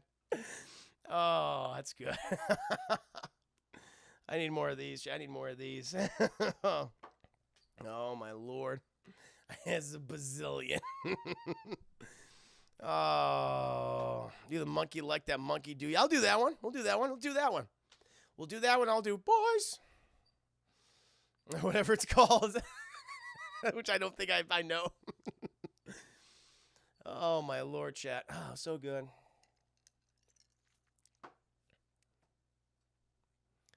Oof. Oh, my Lord.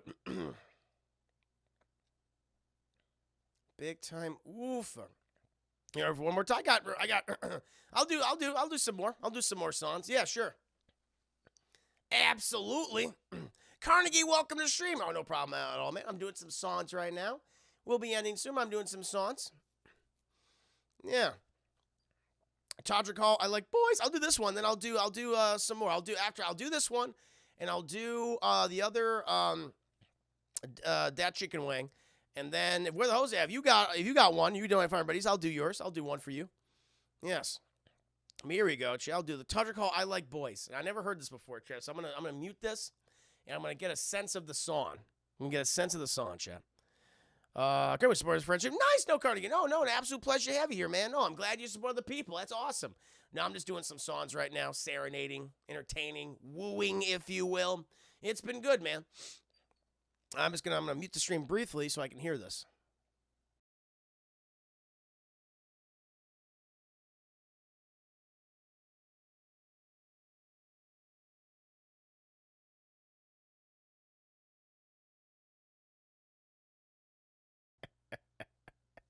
I can do this. And our problem, I like boys. All right. Here we go, Chip. I'm going to try my best.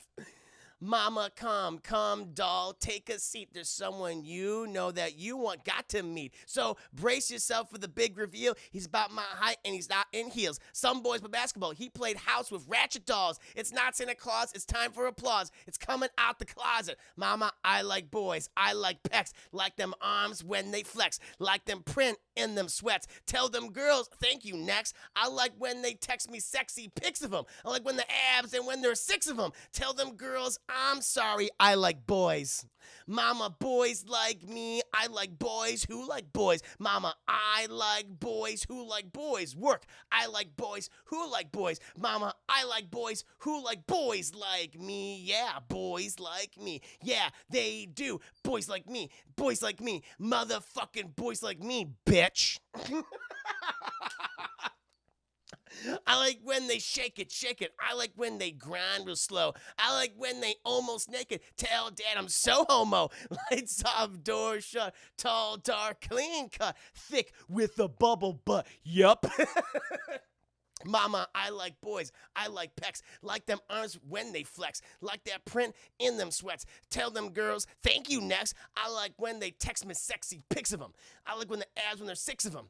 Tell them girls, I'm sorry, I like boys. Mama, boys like me. I like boys who like boys. Mama, I like boys who like boys. Work. I like boys who like boys. Mama, I like boys who like boys like me. Yeah, boys like me. They do. Boys like me. Boys like me. Motherfucker, boys like me. Bitch. Style like they named Harry, chocolate like Tyrese. I pick him up at Barry's Crunch, Planet Fitness, shirts off the lawn, sizzling like grease. By day his name Gaston, by the night I call him Beast.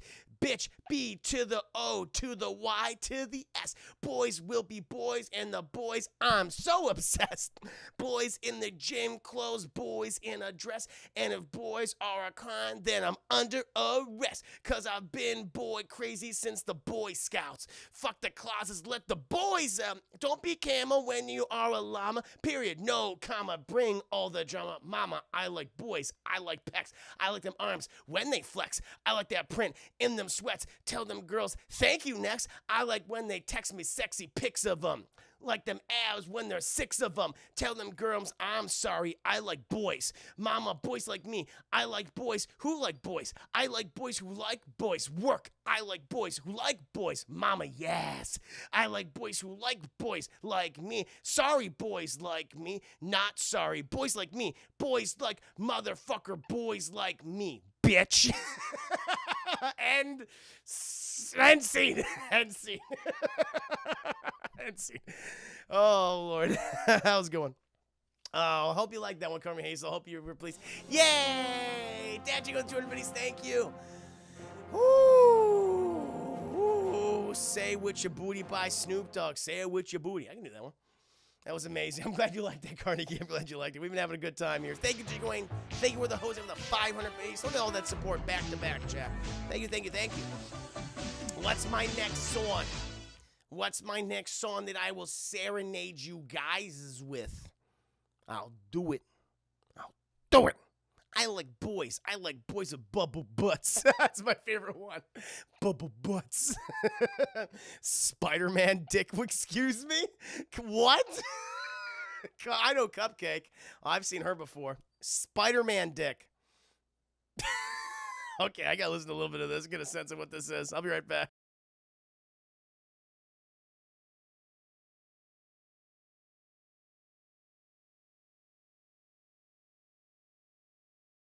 I got it. I'm innocent this time. I got it. I've heard her before. Oh, boy. What a song, by the way.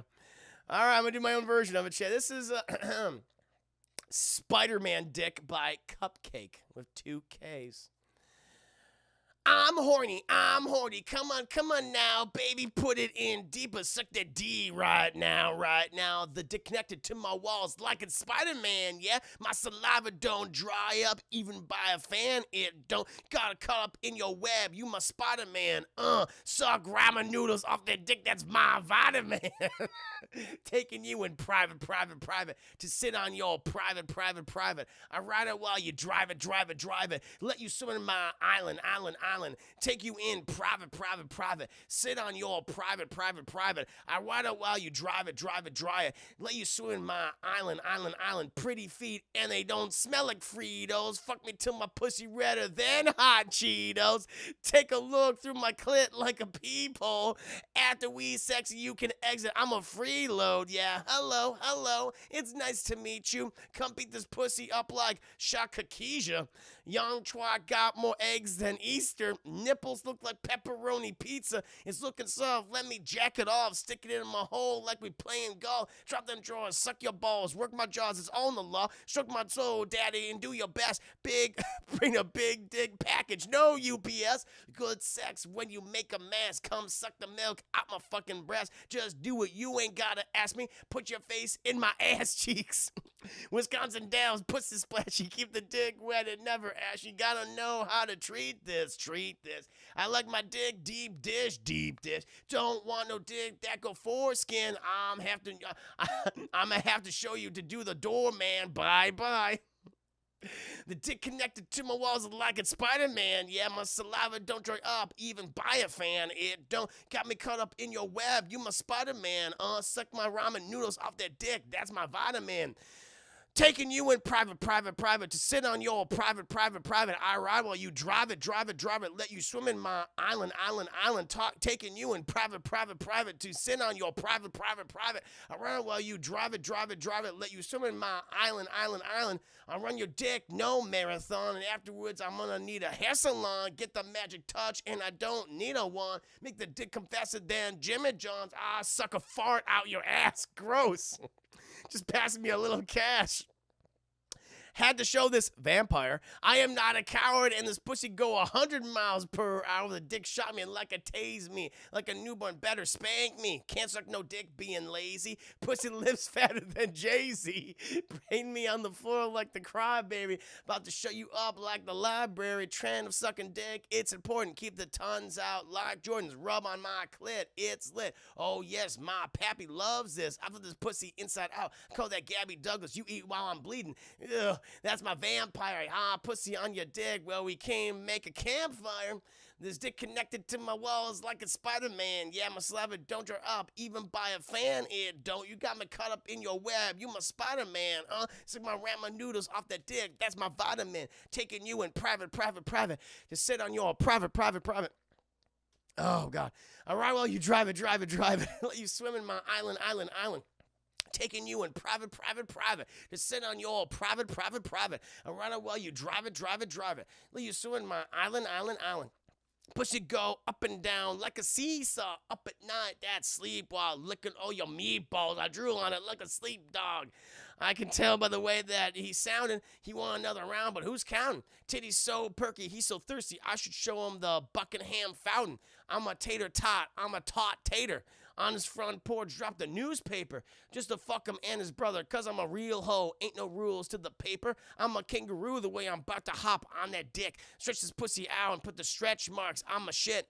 I fuck the dick on the go. I suck the dick like a pro. God, not getting snot up my nose, but you know I'm about to blow. Let me prove that I'm with it. Make my legs touch the ceiling. Pussy fatter than a piglet. Eat this pussy, have a picnic. Have you ever met a girl, one acid and two girls in one cup? Oh, God.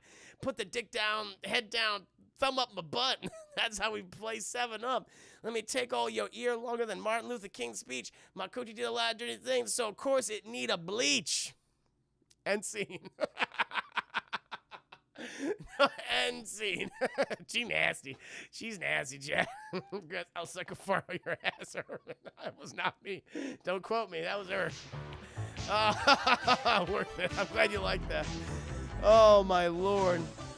Oh, my Lord. This is a slower sound to rap, too. This is another one. That was lit. I'm glad you liked it. Whoo. Is that the next song I got to do? Spider-Man D.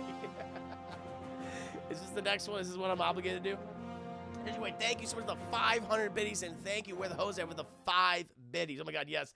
Should have booked you for our wedding when I got married. There you go, man. Woo. All right, I'll do this one. Juicy likes boys. I like boys. I like them boys in their bubble butts. Oh, Lord. What was this? Tons out like Jordan. Rub on my clit. It's lit. Oh, yes, my pappy loves this. I put this pussy inside out. Call that Gabby Douglas. You eat while I'm bleeding. Killer Fish. Well done. Killer, welcome. Saw that, huh? Well, I'm glad you like that. This dick connected to my walls like a Spider-Man. Yeah, my saliva don't dry up, even by a fan. It don't. You got me cut. I like listening to myself. Oh, my Lord. I'm glad you liked it. Thank you so much, Killer, for the 200 base. Chat, please check out Killer streams. Give her some support. I would have been Chris' future kids. They're like, Dad, no, I'm sorry. But God bless all you GBS. We have a good Dad, great Isaac. Thank you so much for support. Have a great evening. I'm glad I could entertain you, serenade you. So is this my other song? This is the other one I got from Where the Hose Is. This is the one he requested. Is this yours? Snoop Dogg. Say it with your booty. Okay, say it with your booty now. Oh, boy. Actually, I'm going to go ahead and listen to this. And I'll come back and do my own version. I'll be right back.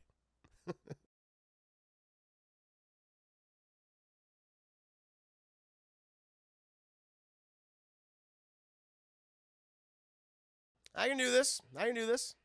Those songs, but put you through school. Be grateful. Exactly. They put you through school. Might be the case. All right, chat. Say It With Your Booty now by Snoop Dogg. Going to be doing my my own version of this song. Go ahead and do it. Now you want it. If you want it. If you really need it. If you really need it. If you want me to get it. Want me to get it. Then say it with your booty. Say it with your booty. Tell me if you want it, bitch. Say it with your booty. If you really need it. Say it with your booty. Want me to get it? Say it with your booty. Yeah. Just say it with your booty, bitch. Say it with your booty. Like, woo! Fee, fi, fo, fum. I'm watching it go dumb. Titties jiggling, ass a wiggling, shake. And my bitch wanna come. Big ass, bring it over. Rev it up like a motor. Talk that shit with your booty. Leg up over your shoulders. Fuck that soft shit, bitch. Make it bounce hard like you're on the dick of a superstar. Ass everywhere, bitch. You got some true skills. Fuck around, we got it for the real. Now you want it, if you want it. If you really need it, if you really need it. You want me to get it? Want me to get it? Then say it with your booty. Say it with your booty. Now tell me if you want it. Bitch, say it with your booty. If you really need it, say it with your booty. Want me to get it? Say it with your booty. Just say it with your booty. Bitch, say it with your booty. Like, woo! Bitch slide down the pole, ass on super swole. Another bitch right on top. Ooh, pussy right on your nose. This bitch on freaky shit. She knows how to squeeze a dick. But after all is said and done, I'm just going to leave the bitch, heading to the strip club, straight to the DJ booth, and make a quick dub. And I got a dick rub. Bitches on my line, they going to keep trying. We want to shake some ass, bitch. I got time. She got slow work on the pole work. If she could stretch that ass, but it don't work, looking like an hourglass, treat them the same. If no difference, look at that ass on them bad bitches. Now you want it if you want it. If you really need it, if you really need it. If you want me to get it, want me to get it. Then say it with your booty. Say it with your booty. Now tell me if you want it, bitch. Say it with your booty. If you really need it, say it with your booty. Want me to get it? Say it with your booty. Just say it with your booty, bitch. Say it with your booty. Like, woo. Work, work, work, work, work it. So big, so perfect. Twerk, twerk, twerk, twerk, twerk it. Don't break it, don't hurt it. Work, work, work, work, work it. So big, so perfect. Twerk, twerk, twerk, twerk, twerk it. Don't break it, don't hurt it. I love it how you made your booty talk. I didn't know you could make it talk. I knew you could make it clap, but now you're saying something. End scene. Oh my lord. Oh my lord. There you go, Chad. Woo! Swagger off the charts. Oh, my lord, chat with that. Really, Miss Phil Collins in the his house. Word. Word, chat. Oh, my lord. Oh, but I think that's for tonight for the songs, chat. Now I go. Let me break my thing here. He did it without being high. We know Snoop was. I'll tell you what I do with my life. Too tall, you spent it well on my stream. Thank you. Thank you for the support. I'll do some more songs on Monday, though, chat. So Monday is when I'll be back. Well, I'll be on Double Toasted. I will be on Double Toasted on Sunday, chat. I'll be hosting 8-Bit Crumbs along with Martin. We'll be doing The Conjuring 3, maybe doing a couple other things as well. Maybe covering that Logan Paul fight. I don't know. I know that's gonna be late in the evening, so I don't know. We'll find out. Maybe we'll look at highlights or something, get my reaction to it. I'll be like, well, that kid got his ass kicked or something. So could be that. Drop 10 subs for a Last Christmas song because I'll do that. Yeah, sure, man. Hey, let's do it. Let's do it indeed. I will do that. I will meet that price. Absolutely. You want to do another? Yeah. Cool. Absolutely. Thank you, Isaac, for that incredible generosity. Thank you. Blackstone, whoa! Coming with the 1,000 pieces. I owe you a TV show. Definitely owe you a TV show. Maybe Crumb Sunday. Oh, I'm sorry. Yeah, Sunday service. I'm sleepy. You can tell I'm tired.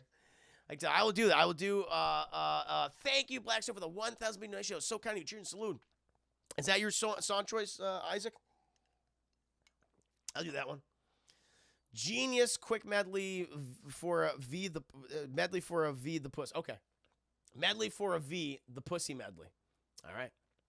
I don't know how to sing this, so I'm just gonna go in blind. We're gonna go in blind, chat. That's what we're gonna go. That's what we're gonna go, chat. I'm gonna make it real. So I'm gonna go ahead and just start singing, chat. Gonna give you what I can offer you. This is a medley for a V, the pussy medley. By DJ Quick. Oh, Snoop Dogg's in this. Snoop Dogg did an intro. All right. Hey, G1, I've been listening to this Vampire Quick album, and he ain't got no songs about the pussy. You know that? Vampire. Gotta have something about the pussy on this shit, you feel me? And I'm just that vampire to beat the pussy up. So if you feel me like I feel you, you know what I'm saying? Let me get a little piece of this thing here like there. Trip. Let a vampire from the ESLBDP. Beat that pussy till it's soft and mushy. I love that bushy, and most vampires still do. Unless that bitch shit smells like mildew, well, do damn near anything to get it. And once I got it, I'm outie. I stay about it. I sip a little tea and then let up my weed. I slip on my rubber out the cover, then I proceed to give your little thick ass what you need. Gainst the gainst, I'll make you cootie cat scream. Didn't I turn you on like a phone? You loving that doggy dog meat bone? When you moan, your whole voice tone make me want to put my bizzalls in your jizzalls, and y'all know what I'm getting and I'm spitting at. Vampire, wanna fuck trick? So what's up, bitch, biatch? See, as long as my motherfucking dick get hard and I got $1 million banked on my credit card, no disrespect or no disregard, but I'm hoping for that pussy like they use the hop for cars. My vampire. DJ Q told me to come on through because he got a gang of bitches that was going down too. Keep it popping since I'm from the big LBC. That's right, down the street from Compton. I'm popping the liquor store to grab some hay, a bag of ice, some blue dice, and some cognac. Yeah, that pussy's good, especially when it's from the whole another neighborhood. How good do you get when you get on that G shit? I'm stroking that pussy till that beach seasick. We dig bitches down there at room number 3 in the dog pound. Bitch draws down. We won't go no radio play, but we probably get some pussy for this. What'd you say? I said we won't get no radio play, but we probably get some pussy for this. You can't be, you can't be my lady, but I'll let you be. Let me be your playmate. Oh, baby, let's sip wine while we 6'9". I'll slide on this rubber and we'll be just fine. Now, if my condom broke and my ass got smoked, I'm still get to having on a little rubber boat. Snoop hit it, then I hit it too. Oh, yeah, little bitch, I'm talking about you. Now all you ever do is sit around and boo-hoo, talking about hi, see, I love Ed, you. She said, where you been? I said, in your mouth. Looking for love, then we take me down south, and I'll tell you all the things to make you laugh and giggle while I serve my 8-inch shaft up your tender vittles.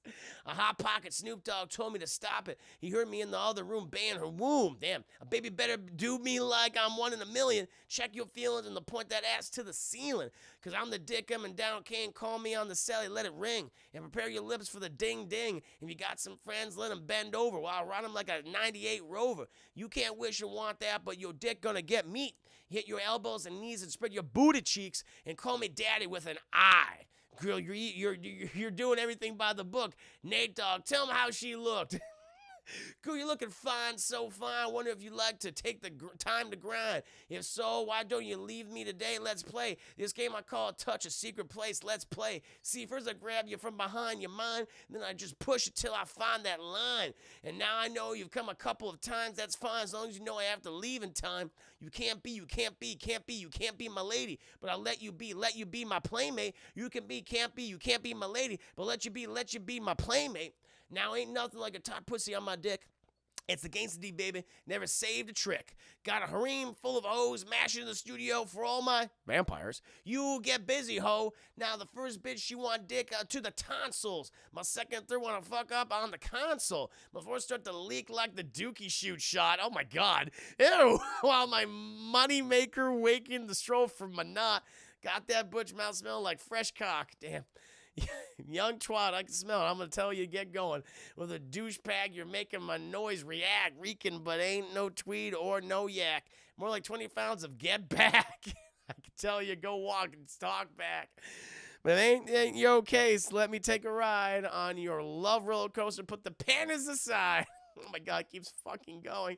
I'm gonna lean to the left and to the right, and I'm gonna make you scream and holler for more. And I bet you when I'm in, you can't help but to admit it. You ain't never came this good before. Chevy's Regal got my dick so hard, I ain't gonna make it to the house because that's too far. Mr. Quick gave me the keys to the benzo, so I hit it right here on the Eloha, baby. I'm gonna get some pussy tonight as soon as you turn off the light. I'm gonna get some pussy tonight as soon as you turn off the light.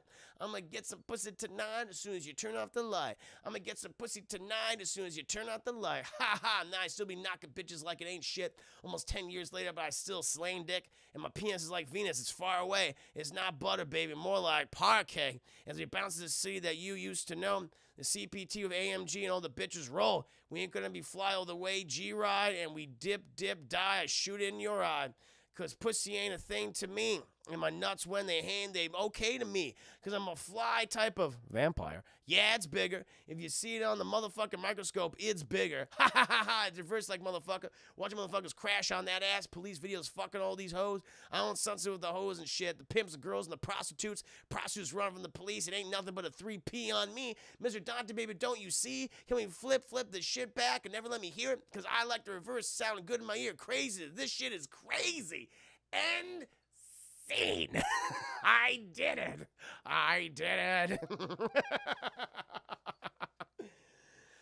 Whoo, cause neighbors, shut the fuck up. We're fucking over here. That's actually not, it's not too far off.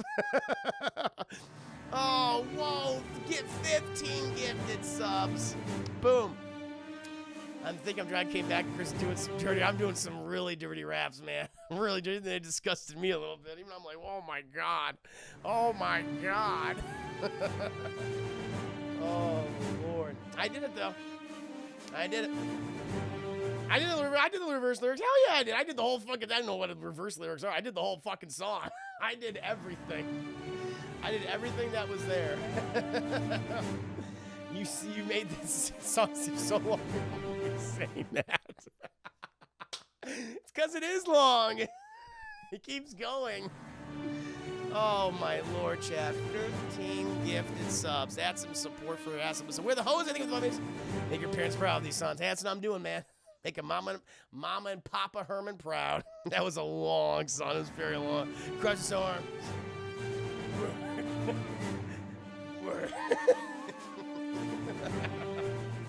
Yeah, that's cool. We don't exactly. I did that. I'm a man of my word. I'm gonna do everything I can to entertain you for your generosity. So thank you for that. Woo, it's a voice, my vampire. My vampire. The creature of the night. What music? What beautiful music they make. What's up? Juicy guy. You all the juicy game. Juicy game. Juicy game. Chat. What I always say. Remember what Call Me Hayes always says? Juicy game. Juicy game. Juicy game. Indeed.